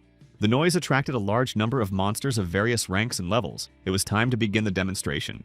High-ranking officials from different countries and continents watched and waited, and there were indeed a great many monsters, more than anyone had ever seen at one time, a legion of orcs numbering 2,000. There were even 5th-level monsters there. The leaders of the countries began to get nervous and thought they needed to leave urgently, but the guild guaranteed their safety. Conflicts began to flare up among them. Everyone was interrupting each other, and chaos ensued. Suddenly, a huge dragon with blue eyes appeared over the city. Literally, everyone forgot how to breathe. Then the dragon disappeared. This was how Ye-Rong showed his power to calm the rioters and show who was in charge. Now everyone understood that Maria was right and that they had not come here in vain. You can't fight someone like Ye-Rong. Huiyun and Lo Porum appeared in the sky above the monsters. They were floating in the air thanks to their new blue-eyed dragon skin costumes. Then others appeared in similar outfits. By combining dragon and fox skin, the master had created unique battle suits. Through telepathy, Ye-Rong ordered the team of hunters to immediately get rid of the monsters, and the guild members began to show their abilities, which were astonishing to everyone else. The guests watched with wild greed as the Mech Guild easily dealt with the monsters. The spectacle was truly mesmerizing. The representatives of the countries had never seen such power before. Even high-level monsters were no match for the guild's hunting team. The spectators were shocked by how easily the hunters destroyed the strongest beasts. Then Kate and Lin Qinyue demonstrated their mastery of relics. Their magical animals left everyone speechless with awe. In less than 10 minutes, all the monsters were defeated, all 2,000 of them. One of the guests said aloud what everyone was thinking. He said that only professionals could destroy high-level monsters so easily. Modern weapons were certainly effective against them, and nuclear weapons could even destroy a 6th-level monster. However, hunters are very resistant to physical attacks, and this was a big advantage. The same applies to relics. These items are incredibly powerful and at the same time very dangerous. Their number is limited to exactly the same number as the number of awakened ones. The awakened are chosen specifically to use artifacts and train their abilities. Humans have definitely achieved a lot. Over time, humanity has learned to calmly defeat even blue-level monsters. After the demonstration, Rong announced that he had not yet shown anything. The main event will take place on Mount Pakdu, where a hunt for a 6th-level monster will be demonstrated. Maria and her companions were curious about what Rong was trying to achieve. Did Korea really want other countries to become its servants? Rong didn't care about other countries. He was interested in something else. He wanted them to leave the road open so that hunters could come and go freely. Secondly, they were always obliged to cooperate, disclose necessary information, and provide soldiers if necessary. This assistance would be mutual. And finally, there is the six-headed snake. Yirong is certain that there are countries here that are connected to it or will be in the future. Yirong does not need the help of these countries in the future, nor should any help be expected in return. If they join Rong's enemies, they will automatically become traitors. The hunt for the 6th level monster will begin in 3 days. Upon returning to their homeland, it will be up to each individual to decide whether to contact Rong or not. Mr. Mao was in Moscow. His offer remained valid for Russia. Sergei was already on his way, and the Taiwanese hoped that Basabi Shakti would take a liking to him. The main thing was that Rong did not find the Thunder Spear during this time. On Mount Paektu, everything was ready for the demonstration of the hunt for the 6th level monster. Rong faced the huge stone unicorn alone. Everyone froze. If the guests hadn't been given pills, it would have been difficult for them to even watch the battle. And then Rong began to demonstrate his abilities one by one. The monster was very fast, and it was extremely difficult to hit it with anything, but not for Rong. The spectators were protected by a protective dome created with the help of relics in Kate's hands. All this time, the monster was on guard and did not let Ron close to him. And only thanks to his incredible speed and cunning did Rong manage to get close to it. One of the guests even said that it was a battle between two monsters. That's how fierce Rong was. And when he awakened his newly found dragon power, it looked truly terrifying. After that, Rong rushed at the monster and there was a powerful explosion. Shishuan wanted to rush to his aid because Rong was no longer in control of his power and had given himself over to it. But he was held back. When the smoke cleared, the monster's body lay there, showing no signs of life. And sitting on top of it was Rong. He had already come to his senses and announced that the show was over and it was time to go home. It was all over. The foreign guests went home. In fact, the plan had not been thought out by the master. 10 days ago. According to Zhang Chengxiong, the fact that Russia had taken the initiative was a good sign. After all, he saw a bleak future for the mech guild, in which the six-headed snake was turning everyone against each other, and especially against the guild which had to fight with neighboring countries. At least now they could buy some time. On their way home, the Russians discussed what they had seen. It was simply incredible, everything they had seen. Thinking about Rong, Maria Solovyova could not imagine that he would ever rise so high as he had now. At present, Russia is beset by both internal and external problems. Most of the awakened insisted on the use of nuclear weapons. To stop them, they would have to cooperate with Rong. However, this man is very dangerous. If something goes wrong, it is unlikely that the Guild of the Awakened will be able to deal with him. It seems that representatives of other countries are puzzled by the same problem. The Golden Cup was full again, and Rong was already asleep, watching the future. His companions wondered what his past had been like. The Mexican border. He had 3 bullets left, then 2, and now there were none left. He had to fight hand to hand and knock the weapons out of his enemies' hands. Rong was a true expert in delicate matters and special assignments. Even in the past, he wasn't particularly afraid of weapons in the hands of others. He was a ghost. Alone, he took out 24 armed enemies. According to the lieutenant colonel, Rong's target that day was one of the largest Mexican drug cartels. After infiltrating the syndicate's apartment, he killed the leader and then, in half an hour, disposed of the rest using their own weapons. Rong worked for the armed forces and was a hired assassin. His clients were representatives not only from Korea but also from other countries. The work was strictly confidential. After the organization collapsed, Rong ceased his activities. He was not a man who stood out in any way at the beginning. However, he later achieved incredible success. Rong usually served in an army unit, but his activities were completely different from those of the organization. Over time, he began to be called a ghost because no one had ever seen his face. He was also in Afghanistan on special assignments, purely secret matters. And it was there, watching the deaths of children, old people, and women, that he began to fall into depression, and so he gave up his activities and started drinking. The fact that he was involved in the deaths of innocent people drove him to despair. His conscience tormented him. Then his superiors forced him to accept one last mission. One day, the situation got out of control, and one of the agents left behind evidence with information about Rong. Then he began to be monitored not only by his colleagues, but also by officials. No one except the Major General knew about the members of the organization and their number. The final mission for everyone was to destroy all members of this organization, and the only person who completed this mission and destroyed all his colleagues was Rong. The Major General was forced to do this under pressure from the government, which was concerned about its reputation. Thus, Rong was the one who remained alive. The soldiers had no choice but to follow him. Agents were sent to him, some trying to win him over, others openly threatening him. Everyone's goal was either to destroy him or recruit him, but nothing worked. Over time, the master lost interest in everything. He stopped resisting. He did not want to live. His conscience would not let him rest. Until the world was plunged into chaos, there had been little news of him in recent years. While the lieutenant colonel was telling this story, Rong was still in his dream. It was all over. The monsters of the 6th and 7th levels. Only small monsters remained, but the survivors could easily deal with them on their own. If Rong had managed to stop Chernobog Ban Hayok Uk in time, he would not have died.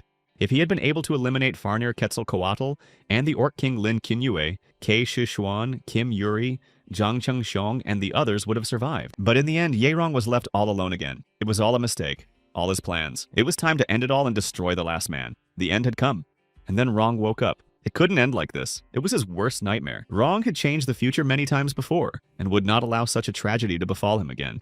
After hunting the 6th level monster, they changed their strategic plan. Lim Hyun-jung and his unit were sent to build the front line. The deputy commander and his commandos had to go to Kaesong to command the army. The master and his team of hunters were preparing to leave for Russia. Soon, the situation would turn into a living hell. After flying to the border, Rong released the pilot, and the hunters continued on their own through the air. Rong did not sense any danger nearby, so it was decided to descend to conserve energy.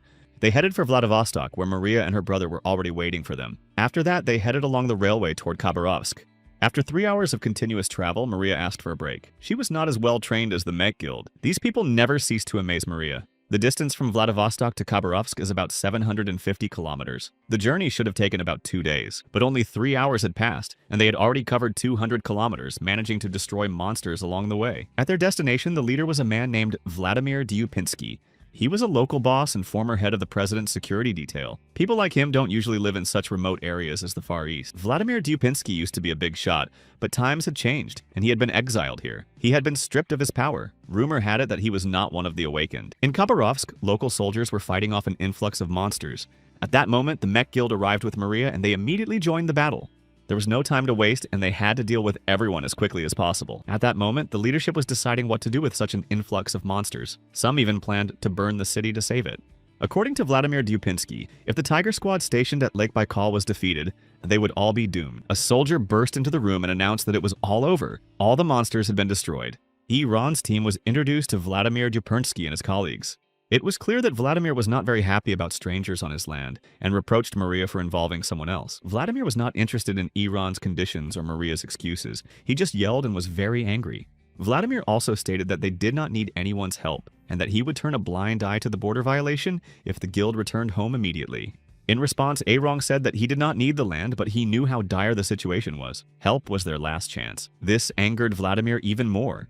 Mr. Sergei was already at Lake Baikal fishing. Mao's assistant appeared and reported that the Major General's army had passed through Birobidzhan. They were much faster than Sergei had expected. Vladimir's fighters were moving at full speed. Needless to say, without the Tiger Squad, the Major General and his soldiers in Khabarovsk would soon be defeated. But Sergei believed there was no need to rush. The man who was coming here was quite a big fish. Sergei and Mao's assistant met on the back of a huge monster. Khabarovsk and Birobidzhan had been reduced to ruins, and if it weren't for Rong, Korea would have suffered the same fate. Huyun drew Rong's attention to the bodies of the soldiers. It was clear that they had not been killed by monsters, but by humans. However, the problem was that this was the work of high-level awakened beings, and the damage had been inflicted by professionals. Maria then suggested that it was a trap, and that the six-headed snake was involved. This meant that the people who had gone to Lake Baikal were in danger. Sometimes on the battlefield, soldiers are driven not by a sense of mission or patriotism, but by loyalty to their comrades. Then Lin Qianyue asked Rong about the reasons for the snake's possible attack on Russia. He believed that it could have been done to gain an advantage in negotiations. Everything would become clear as soon as they arrived at Lake Baikal. Tomorrow, Rong and Maria were leaving for Lake Baikal, and the team was to help destroy the monsters in the Khabarovsk area. And so, having finished all their preparations, Rong and Maria were at Lake Baikal. In the Kremlin, they were concerned that the people who had gone on the mission had not been in touch. The nuclear weapons program had to be restored before the end of winter. There were suggestions to send a search party to find out what was going on. Most of the elite troops were assigned to guard the nuclear weapons. It was unacceptable to send ordinary soldiers on such a mission. This is how the idea arose to ask Mr. Mao for help, although there was a possibility that he would ask for a lot in return. Another idea was to seek help from the Vatican. In short, the best option had to be found. After the meeting in Russia, Mr. Mao was informed that someone would soon be sent to the Vatican for negotiations. An assistant also reported that Sergei was already waiting at Lake Baikal. He had sent a false request for help there. Sergei would return after destroying the Far East. In addition, nuclear warheads have been captured by Mao's people. They are ready to detonate them as soon as the order is given. Sergei was in Ulan-Ude and attacked local soldiers. He was quite successful. He is strong. After dealing with the soldiers, Sergei did not expect Rong to show up at that moment. Sergei did not understand who he was, but he could see that this man was stronger than ordinary soldiers. He was even interested in fighting him. In Sergei's hands was Vasavi Shakti, a disposable spear capable of slaying even gods. Any target must be destroyed by it, regardless of strength or rank, and he threw it at Rong, who had already activated the power of the blue-eyed dragon. Only now did Sergei realize who was standing before him. Rong, the one Mao had told him about, the barrier that had to be eliminated. Although Mao had warned Sergei that no one could defeat Rong alone, he rushed into battle. After Rong showed his true dragon power, Sergei realized that fighting was a bad idea. Meanwhile, Major Maria was rescuing the soldiers who had miraculously survived after Sergei. Sergei was unable to learn anything important about the six-headed snake Rong. He evaded the question and constantly changed the subject, and Rong destroyed him. Maria then reported that the main reason Tiger's squad had stopped in Ulan-Ude was the aircraft factory. What was being produced there was important, the Mi and Su combat helicopters. However, due to the lack of radar, their use was problematic. Moscow, Red Square. Mr. Mao was called for help. A search party was needed. In addition to the Vatican, the authorities decided to turn to Mao, but Mao said he refused. He also told Commander Dmitri that it was over, and then the square exploded. Mao then announced that they no longer needed Russia or Russian help. Most of the leaders had been eliminated. Those who had not been present at the meeting would soon be found and destroyed. Mao then planned to go to the Vatican and hold talks there. But before that, a visit to Finland was planned. In that country, the great Grungnir had awakened, and now this huge monster destroying entire cities was heading for Europe. The guild members Mech and Maria, who had arrived in Moscow, were shocked by what they saw in Red Square. And now Rong was almost 100% sure that this was the work of the six-headed serpent. The next thing that interested Rong was Lenin's mausoleum. According to his dream, weapons capable of destroying Chernobog were kept there. It turned out that the tomb had been moved to a secret bunker. Rong couldn't waste any time and decided to go to the Vatican. In the Vatican, the question of accepting Mao's help in destroying the monsters was being discussed. Some were in favor, some were strongly opposed. The issue was resolved by Archbishop Johann Gabriel, who declared that they needed Mao. Soon, a meeting between Archbishop Johann Gabriel and Mao took place. Mr. Mao, whom the Archbishop called Sir Spencer, reported that help had arrived in the battle against the monster Grunir. He also said that he intended to do this without any benefit to himself. But this was offensive to the Archbishop. According to Mao, if the Vatican fell, all of Europe would tremble. Moreover, it was known that what had happened in Moscow was an act of terrorism. Mao then stated that if the Vatican insisted on its position, it would turn into a burning Moscow. Johann Gabriel then accepted Mao's help, but he informed him that he should bear in mind that he was not trusted. Mr. Mao was satisfied now. Ron would have to travel all over Europe to catch him. Meanwhile, Rong and his team were already in Belarus, where there were also many monsters. Low-level monsters continued to arrive in waves, but the main ones still did not appear. So there were no high-level monsters here. They dealt with the low-level ones very easily. They also met a girl from Belarus who was hunting here. All her companions had died, and she had to flee. People everywhere were talking about a savior who was supposed to come, but no one knew if he even existed. God sent a savior to help defeat the giant. That's what they said. Moreover, they said there would be 5 of them. Thus, Maria and Rong realized that this savior had apparently decided to hide in the Vatican, and only 5 people remained from the six-headed snake. Meanwhile, the huge blue-eyed monster had already reached Frankfurt. The local knights tried to save their country, led by the Archbishop. He did not want to rely on Mao and did not want to allow him to hide behind the Vatican's halo. The Vatican squad rushed into the attack using all possible forces and means. They had their own awakened ones with magical powers who were doing everything they could. But no force could stop the 6th-level monster. He advanced further and further. Mao joined the Archbishop, but he was against the Taiwanese taking the initiative.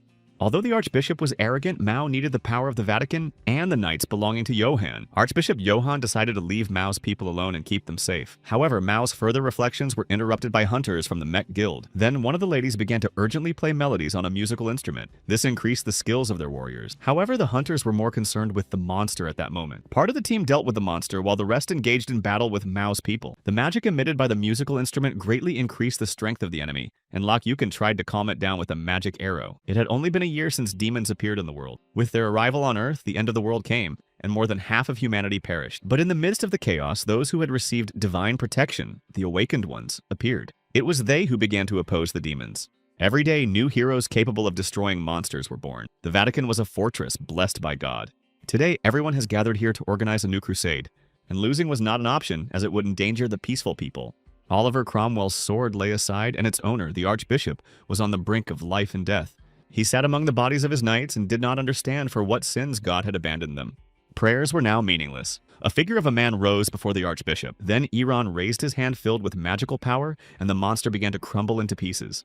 He also ordered the Archbishop, who did not understand what was happening, to gather the people and leave immediately. But the monster was still intact, and Ye Rong used psychogenesis on it. Then, with the help of a demonic shield, he got very close.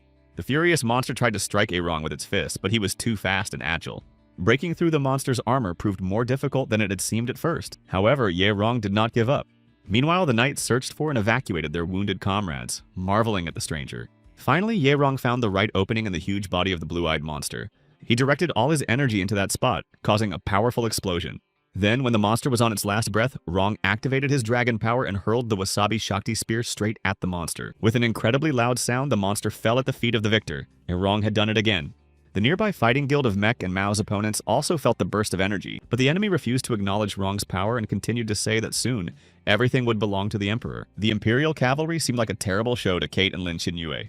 Moreover, the rest of the hunter team had arrived, and now it would be easy. And when the enemies saw the magical beasts spawned by the artifacts, they were completely shocked. Thus began the second round of the battle. The team of hunters rushed into the attack. Meanwhile, the Archbishop thanked Ye Rong for his help and rescue. Without further ado, Ye Rong announced that he would soon depart for the Vatican, where he would set a price for his assistance. The situation for the guild's rivals became more complicated when they finally managed to stop the music that was giving them strength. It was a blow to the entire opposing side. Lady Rinning and Lady Rins fell. Their soldiers began to retreat and flee. Soon it would all be over. The guild suffered no losses except for Kim Soo-ji, who was slightly wounded. About 10 days ago, the soldiers who remained in Khabarovsk and were engaged in destroying monsters together with Vladimir learned of Maria's return and went to Germany, where the master was located. The team of hunters in Korea was also sent there. The soldiers, together with a team of hunters, destroyed Mao's army near Frankfurt on Yong Rong's orders. They traveled over 1,000 kilometers to fight until they were exhausted. Meanwhile, Rong himself destroyed all the monsters. Thus, another situation was resolved. The soldiers decided to rest. An abandoned building in the middle of the city served as their shelter. It seemed like the safest place possible. Ye Rong's body was already at its limit. Lin Qinyue also knew this and was worried about the master. She had a feeling that he didn't have much time left. Rong himself said that he was doing everything he could to survive. She wanted to know what exactly he was doing, but he spoke in riddles and didn't give her a straight answer, leaving Lin confused. The next day, the team arrived at the Vatican as Ye Rong had promised the Archbishop the day before. The Vatican officials thought that Rong's group looked like bandits and were upset that such people were desecrating a holy place. It turned out that the Archbishop had discussed Ye Rong's request at length with the cardinals, and they had agreed, but in return they also asked for something. All of Europe except the Vatican was swarming with monsters. The approximate number of monsters and survivors was unknown. The Vatican's forces alone would not be enough. However, some cardinals considered Rong's help to be treason and a surrender of the Vatican. There were fierce disputes. But Rong didn't care. He made his demands, which infuriated everyone. He wanted the Vatican to stay out of his business and out of the hunt for monsters. Without consulting anyone, he immediately ordered the hunters to find all the monsters in the area and destroy them. France, Paris. People had given up hope of help. All the soldiers had been killed by monsters, and there was no one left to turn to. Rumors spread throughout the area that Vatican soldiers had destroyed a huge monster. There was hope that they would come to the rescue. The nearest wall collapsed and a green-eyed monster peered into the building. People began to scatter in panic. Hunters flew after the monster, competing to see who could kill the beast faster. The French looked at the hunters as if they were a miracle. Their salvation had arrived. A similar situation occurred in Belgium in the town of Antwerp. The same happened in Lisbon, Portugal, Prague, Czech Republic, Oslo, Norway, Dublin, Ireland, and so on. The hunters destroyed crowds of monsters and collected many stones. People searching for monsters competed to see who could find the most. The hunters were stronger than anyone else and possessed special skills. In addition, they had a powerful leader. They absorbed the green stones of the monsters, thereby increasing their attributes. They destroyed all enemies in their path and feared no one. This is easy to understand considering how many battles they had fought under the leadership of Ye Rong. The Crusader Knights relied heavily on relics, did not recognize monster stones, and first performed a purification ritual. The bones and flesh of monsters were considered defiled and therefore burned. England, Folkestone. Mao was already there. He understood that he had no trump cards left and was going to borrow some. It must be acknowledged that Mao was strong and easily dealt with a 4th-level monster. Mao's soldiers in Germany had been destroyed. Since the Eurasian continent had already slipped from his grasp, there was no reason to stay, and Mao decided to go to America. Vladimir believed that if they went to America in their current state, the Pentagon would never go after Mao and suggested Egypt, but Egypt was too close, and Mao was afraid of falling into the hands of Iran. However, they couldn't give up so easily. Mao ordered that they be sent to a man in Mongolia with a message that they wanted to use nuclear weapons. As a gift, they would receive a 7th-level monster. Master Ye Rong was in Russia, in the city of Menzlinsk. Lin Qinyue wanted to know why he was there. He gave the hunters a rest, but she followed him anyway. But Rong asked her a question in return. Did she know anything about Chernobog and the Great Warrior's sword? She knew that this was the only way to save Rong, but Chernobog's location was still unknown. Given the damage in the city and the spread of zombie monsters to Moscow, he was unable to get there. As for the sword, Maria said that it had last been seen in Lenin's mausoleum on Red Square. It was time to go. But then Ye Rong sensed that something was approaching. There was a powerful explosion in Mongolia. A man with long blonde hair emerged from the flames. In Myanmar, a powerful 5th-level Warhammer monster was on the rampage. He was hunting his own kind for fun. China, the city of Kaochin. Monsters flooded the city. Local fighters opened fire on them. There were no monsters above level 4 here.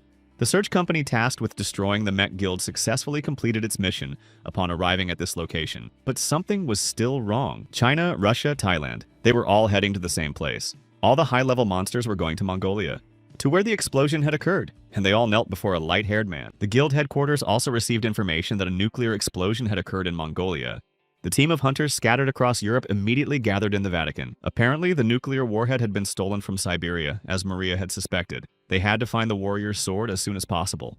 According to Major General Vladimir, this sword might not be worth anything, and the 7th level monster might not be Chernobog, but the Orc Khan.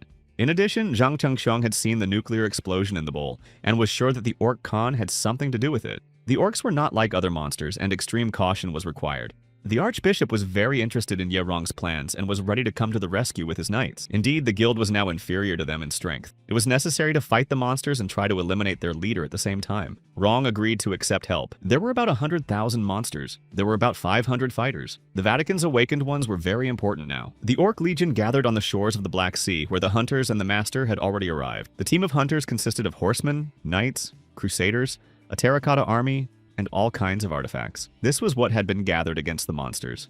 The orcs parted, and their leader, the Orc Khan, stepped forward. Everyone found it difficult to breathe. Moreover, the Orc Khan was a skilled speaker. He declared that he was a god whom people must believe in and serve. But then he said that he had chosen humans as food for his subjects, and that humans must accept this.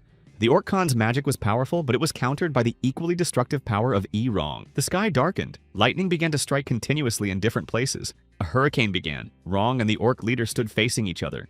The knights were against Ye Rong, ruling them as he pleased. Moreover, they were unable to deal with monsters above the 4th level. Ye Rong responded to this. The monsters that were approaching were of different levels. The strongest were taken on by the hunters led by Ye Rong himself, while the knights had to deal with the rest. Ye Rong had no patience for the weak, and announced that if the soldiers were afraid and threw tantrums like this, he would destroy them all personally. Only the hunters stood bravely in place and waited for the approaching storm. When the orc chieftain awoke, he immediately went to the place where he sensed a wild energy. It turned out that the source of this power was Ye Rong. To the monster, confronting an ordinary human seemed amusing and very ironic. Rong had no intention of listening to the orc chieftain's taunts and musings and immediately struck with his sword.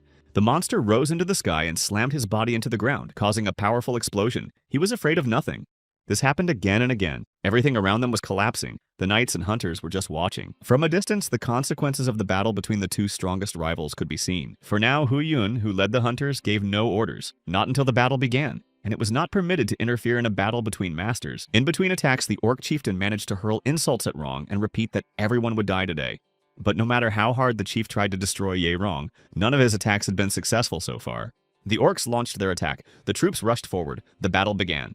Most of these monsters were monstrously huge and stronger than ordinary monsters.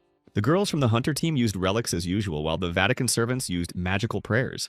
Everyone united. The confrontation between the orc chieftain and the master did not stop for a second and did not slow down. Even the Khan himself was slightly surprised that an ordinary human was no match for him in strength. The structure of the skull, chest, and spine, they were similar to the human body. Rong studied his opponent. This creature surpassed all the monsters Ye Rong had encountered before. The 8-tailed fox was inferior to him in speed, and even a dragon could not compare to him in power and endurance.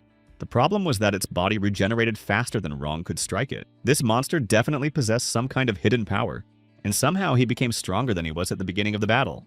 But the Khan also noticed Ye Rong's skill. No unnecessary movements, instant damage, and endurance that should not be underestimated. However, the Orc Khan was too confident and did not consider Ye Rong a serious threat. He played with him. In simple terms, for a 7-level monster, Ye Rong was just a pathetic insect. No matter how hard Ye Rong tried, it was impossible to change the system of species superiority. The Khan decided to end it. He changed his form and became a true devil in human form. The powerful impulse emanating from him was felt by everyone for many kilometers. The hunters also had their work cut out for them. The orcs were so large and ferocious that it took a long time to kill just one. The knights believed that they should retreat because the difference in numbers was too great. They would not be able to hold out for long. Piercing the orc's flesh was practically impossible, which greatly complicated the task. Even Lin Qinyue believed that in this situation, it was worth retreating, even if only for a short time. But Hu Yun was adamant. If they retreated, the battle would be lost anyway. And then she asked Lin to bring the relic. Hu Yun put on a mask and went out to face the strongest orc. The earth shook. Stones and dust flew around Ye Rong and the orc chieftain. Neither of them gave ground. It was time to bring out all the stops, and Ye Rong used psychokinetic balls. This did not scare the Khan. He caught the ball with his hand and crushed it. Ye Rong was already beginning to run out of breath and lose strength. Then Ye Rong reached the nearest ruins to catch his breath for a couple of minutes and come up with a plan, but the monster caught up with him immediately. Then Ye-Rong unleashed a burst of energy, and the monster began to be entangled by magical ropes called Gleipnir. Rising up, Ye-Rong was already in his blue-eyed dragon form and ready to destroy. A few days earlier, Italy. There, Ye-Rong fought a high-level monster that possessed this power. Its name was Gleipnir, and after defeating it, he obtained it. However, using it required a great deal of energy. Ye-Rong had only 1 minute while Gleipnir was active. Without wasting any time, he began to attack the monster. He struck blow after blow until the ropes broke, and then the orc chieftain began to respond to the attacks. Once again, they fought relentlessly, moving from the ground to the air and back again. The elements raged around them: water, air, thunder. Everyone felt the intensity of the battle. At one point, Ye-Rong managed to pierce the monster's body with his spear. Only now did the Khan realize that Ye-Rong had planned every stage of the battle in advance and had calculated everything. The Orc Khan was slowly dying. Now he knew that he had been wrong to despise the human race and its abilities. Then the Khan tore the purple crystal from his chest and handed it to Ye-Rong. He was passing his treasure on to the new lord. The Khan was sure that Rong was just like him. The monster's body crumbled into tiny particles and disappeared forever without a trace. But the battle with his followers continued for the hunters and knights of the Vatican. The battlefield was vast. Only a few remained standing, and more people were talking about retreating. There was no end to the monsters, and Hu Yun kept trying to deal with their leader. The Buddhist mask gave her strength and improved all her skills. Progress became visible. The monster was losing strength, but she still couldn't defeat him. Hu Yun couldn't lose, otherwise the entire front would fall and all her comrades would die. Several months earlier, not far from Pyongyang, the master was training hunters, making them compete with each other. This increased their agility and endurance and did not allow them to relax for a second. These artifacts in the form of masks had explosive power, but at the same time reduced the endurance of the person wearing them. And it was precisely to teach the hunters how to master such weapons and similar ones that Ye-Rong conducted the training. And now, thanks to this, Hu Yun's skills were much better than the first time she used the mask. However, Lin Xinyue, who was watching, was worried because she knew that after using this artifact, the energy would inevitably decline. And that is exactly what happened. When Hu Yun was distracted for a second, the monster struck her with a hammer, and she fell. But it was too early to give up and die, so she got up and took the sword back in her hands. But she didn't have time to do anything. There was an explosion, and then everything around them fell silent. Everyone stopped fighting and stared into the distance. All the creatures there. The hunters, soldiers, monsters, and relic deities all sensed that the great battle was over. The winner and the only survivor. He lowered himself and attacked the monster that Hu Yun had been fighting. The Orc Khan's stone quickly restored Ye-Rong's strength and health, and of course it increased all his skills and added new ones that the Khan possessed. Rong gave the crystal he had obtained from the blue monster to Hu Yun. It rightfully belonged to her, as she had held it back until the very end. The huntress did an excellent job on her mission, according to the entire Met Guild. Russia. Yakutsk. A creature sat on the back of a huge wolf monster. It looked like an Orc Khan. It was, in a way, his brother, and he already knew that his kin had died before he could even set foot on the ground. And this creature wanted very much to see the man who had managed to destroy his brother. It was all over. Hunters and knights, with tears in their eyes, laid their fallen comrades to rest. The archbishop approached Kurong and thanked him sincerely. No one knew what would have happened if it weren't for him. Rong gave some of the stones from the monsters to the archbishop. The knights deserved it. Rong informed his men that they were leaving for Korea immediately and that there was no time to lose. The monsters were attacking again. Ye-Rong knew this, and that was why he was in such a hurry to get back to his homeland. Monsters had invaded literally every city. The fighters were waiting for reinforcements from the hunters. The team of hunters, following the master's orders, returned to Korea as quickly as possible. The situation at home was much more serious than they had anticipated. Meanwhile, Ye-Rong himself went to Russia. He needed to see another enemy. And so he arrived in Russia in the city of Yakutsk. Chernobog was already waiting for him there. He was the brother of the Orc Khan. He was eager to meet Ye-Rong and was looking forward to the battle. It was Chernobog who sent his hordes of beasts to Korea, and he knew that Rong would come after that. Chernobog was hundreds of thousands of years old. He had learned everything there was to know and was bored, until now. The monster told him that it was humans who had created monsters, but that they themselves would soon disappear. However, Rong was an exception, and only when Chernobog began trying to lure Ye-Rong to his side did he stop listening and attack. With his first blow, Ye-Rong knocked his enemy off his feet. Then he activated his dragon essence and was ready to continue. Like his brother, this monster also did not expect humans to possess such power. However, according to Chernobog himself, he was different from the Orc Khan that Ye-Rong had recently destroyed. The team of hunters moved on their own and sometimes used army transport provided by Maria. The soldiers could not hide their anxiety about their homeland being attacked. Upon approaching Korea, the hunters split into groups. Hu Yun and Xu Xuan set out in search of the largest and strongest monsters. Meanwhile, Ye-Rong and Chernobog had been fighting non-stop for several hours. They destroyed everything in their path, including buildings and even splitting mountains. The monsters continued to advance. The hunters couldn't handle them so quickly. Many warriors died. There was a danger that the monsters would approach Seoul, and then all civilians would be in great danger. Shuchuan and Hoyun tracked down a 6th-level monster and prepared to fight it. Shortly before that, Yaerong had met with Maria. They had discussed the mighty sword. The sword still had to be found, but the damage from the explosion in Red Square was too great, and Maria was too preoccupied to deal with it earlier. Rong understood the situation perfectly, but he had one more request. He told Maria about Chernobog and the hordes of monsters heading for Korea. The people of the six-headed serpent had awakened the dragon and the Orc Khan. Although they had been destroyed, their main enemies were still at large. The head of the serpent, Mao Spencer, clearly had something against Rong. The only way to stop the monsters now was to find the sword, and Yaerong asked Maria to find it and bring it back. In Korea, things were getting worse. Although the hunters arrived and were successful, the number of monsters only increased. The hunters spread out across the cities to prevent the monsters from advancing on any side. Meanwhile, Chernobog and Rong continued their battle. The monster continued to amuse itself. For the second round of the battle, Yaerong took out his weapon, a sword, and rushed at the enemy. Neither of them was going to give up, and the battle was getting more and more interesting. The relics were a great help against the monsters. The beasts and clay horsemen played an important role in destroying the monsters.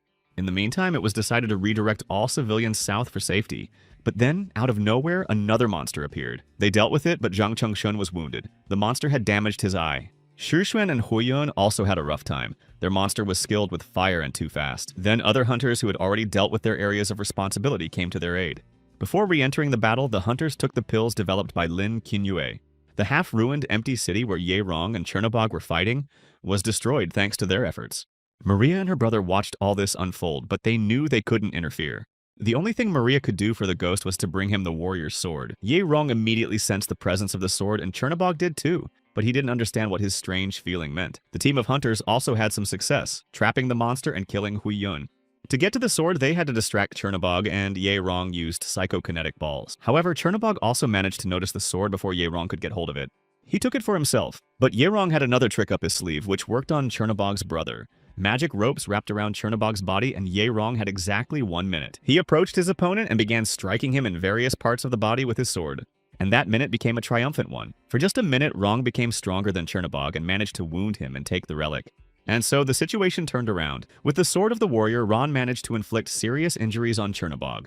When Rong pierced Chernobog's body and did not let go, the wound began to spread. In Seoul, Zhang Chengshun was given first aid and was taken to the hospital. When he regained consciousness, Lin Qinyue informed him that although there were many casualties, the battle was over and had ended in victory.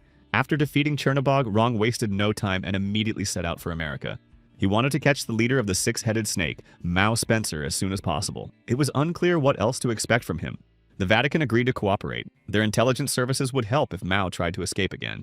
Any action Mao takes could lead to disaster, so catching him now is the most important task. Before leaving, the master gave the task of spreading rumors of his death around the world. United States, Virginia, Pentagon, Department of Defense building. A meeting was taking place behind closed, guarded doors. U.S. intelligence managed to locate the leaders of the Resistance Company. This will soon help America. Finally, the Panther Squad sent to the Mayan calendar entered Mexico. Pentagon Chief John Smith was very pleased with the work that had been done. Mao's assistant Soso came to tell him that they wanted to report that Rong had been killed in battle with Chernobog. There was no way to verify this, but judging by the circumstances, Rong's death seemed quite plausible. The Pentagon trusted Mao very much and spoke openly about this to John Smith. Smith himself knew that Mao could not be trusted, but they had been doing business with him for a long time. Mao Spencer was the adopted son of a wealthy family from England. Although he had an excellent reputation and did a lot of charity work, there were rumors that he was also involved in arms manufacturing and had invested in it. An orphan from Hong Kong, Mao drifted from place to place and became a member of the family thanks to his outstanding talents. But despite this, the family treated him like a butler. He was the manager of a British museum. Being very intelligent, Mao quickly realized the value of the treasure stored inside.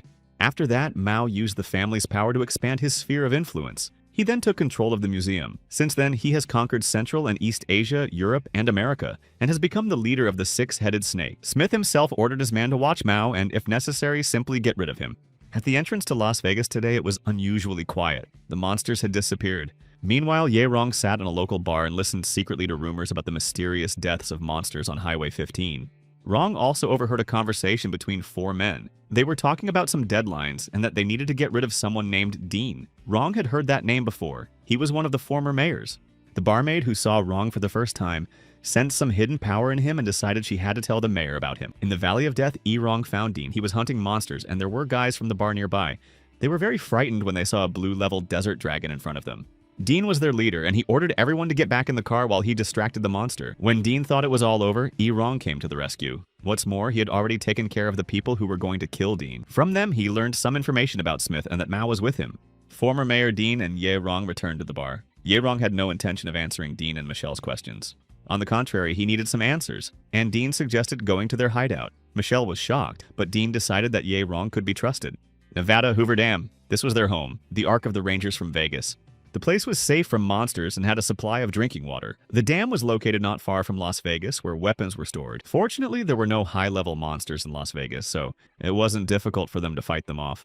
However, one problem arose. Pentagon Chief John Smith decided to assemble an army and subjugate the city, executing the rebellious awakened ones. People were forbidden to hunt without special permission, and stones from monsters of level 4 and above were confiscated as a tax. As mayor, Dean couldn't just stand by and watch the situation unfold. Both the monsters and the Pentagon posed a danger to the citizens. So Dean and his team hunted in Death Valley and were ready to attack. 6 months ago, a 6th-level monster, the Black Dragon, awoke in Texas.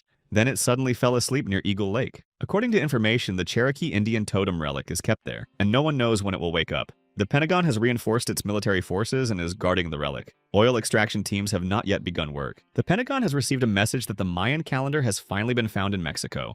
Now Mao will be able to awaken Quetzalcoatl. The most powerful monster will be in his hands. All that remains is a small matter. Houston, Texas. This is where the oil fields, weapons, labor, and technology are. Everything Mao dreamed of. Mao's dreams were interrupted by So-So, who reported that the 6th-level dragon had awakened. The commander of Texas looked at the burning city and hurried to leave. Only Ye Rong prevented him from doing so, and now the commander must obey his orders. At the Pentagon, everyone was wondering what had caused the dragon to awaken. It couldn't have been just a coincidence. Smith was informed via radio that Ben Cowan had arrived from Texas, the commander. However, no one knew yet that Ben Cowan had arrived at the Pentagon not alone, but with E. Rong. Pulling up to the building, Rong threw Ben out of the car and got out himself. It was time for Mao to pay his debts. He couldn't believe that Iran was alive and had managed to defeat Chernobog. Smith began to laugh loudly. Now he understood who Mao Spencer had been running from all the way to America. Jumping off the balcony, Smith changed. His body looked like that of a beast, and he clearly planned to attack Rong. For Ron himself, this was a chance to kill 2 birds with 1 stone, both Mao and Smith. On one side, Mao's assistant was flying toward Rong, and on the other, the beast-like John Smith. Just a second later, the Pentagon leader was gone. His self-confidence was slightly exaggerated. Only Mao remained. The Pentagon fighters opened fire on both Rong and Mao at once. But none of them could even move. It was as if space had frozen them in place. Then Mao began to blackmail Ye Rong, saying that if he died, the Mayan calendar would be destroyed, and Rong would have to fight a monster more powerful than anyone who had ever come before him. Finally, Mao said that he had no regrets and hoped for Rong's swift death. At that moment, the hunters arrived and offered the Pentagon fighters to surrender peacefully. And then something happened. First there was an explosion, and then monsters began to gather. In the center of the explosion was some kind of creature. Apparently, it was the monster Mao had mentioned. And now Ye Rong would have to fight it. They stood facing each other. The dragon-like demon and Rong, who was essentially a blue-eyed dragon, began to fight. They moved around the city at the speed of light, striking each other. Their fury knew no bounds. The two of them practically tore the city to pieces, explosion after explosion. The team of hunters, as usual, simply watched and did not interfere in the battle. Looking into the monster's eyes, Rong realized one thing. This monster was himself, and he made a decision. He wounded himself. His guess was confirmed. The same wound appeared on the monster's shoulder. Now Ye Rong knew what to do. The monster disappeared, and the flying dragon monsters returned to where they had come from. The hunters who rushed over were shocked by what they saw on the battlefield. 3 years. That was how much time had passed since the battle. The world without people had become very empty. No one knew the whereabouts of the master. All members of the Mech Guild felt in their hearts that he had died, but no one spoke of it aloud. Fortunately, after Ye Rong's disappearance, no high-level monsters appeared. However, more than 70% of the planet was still inhabited by monsters.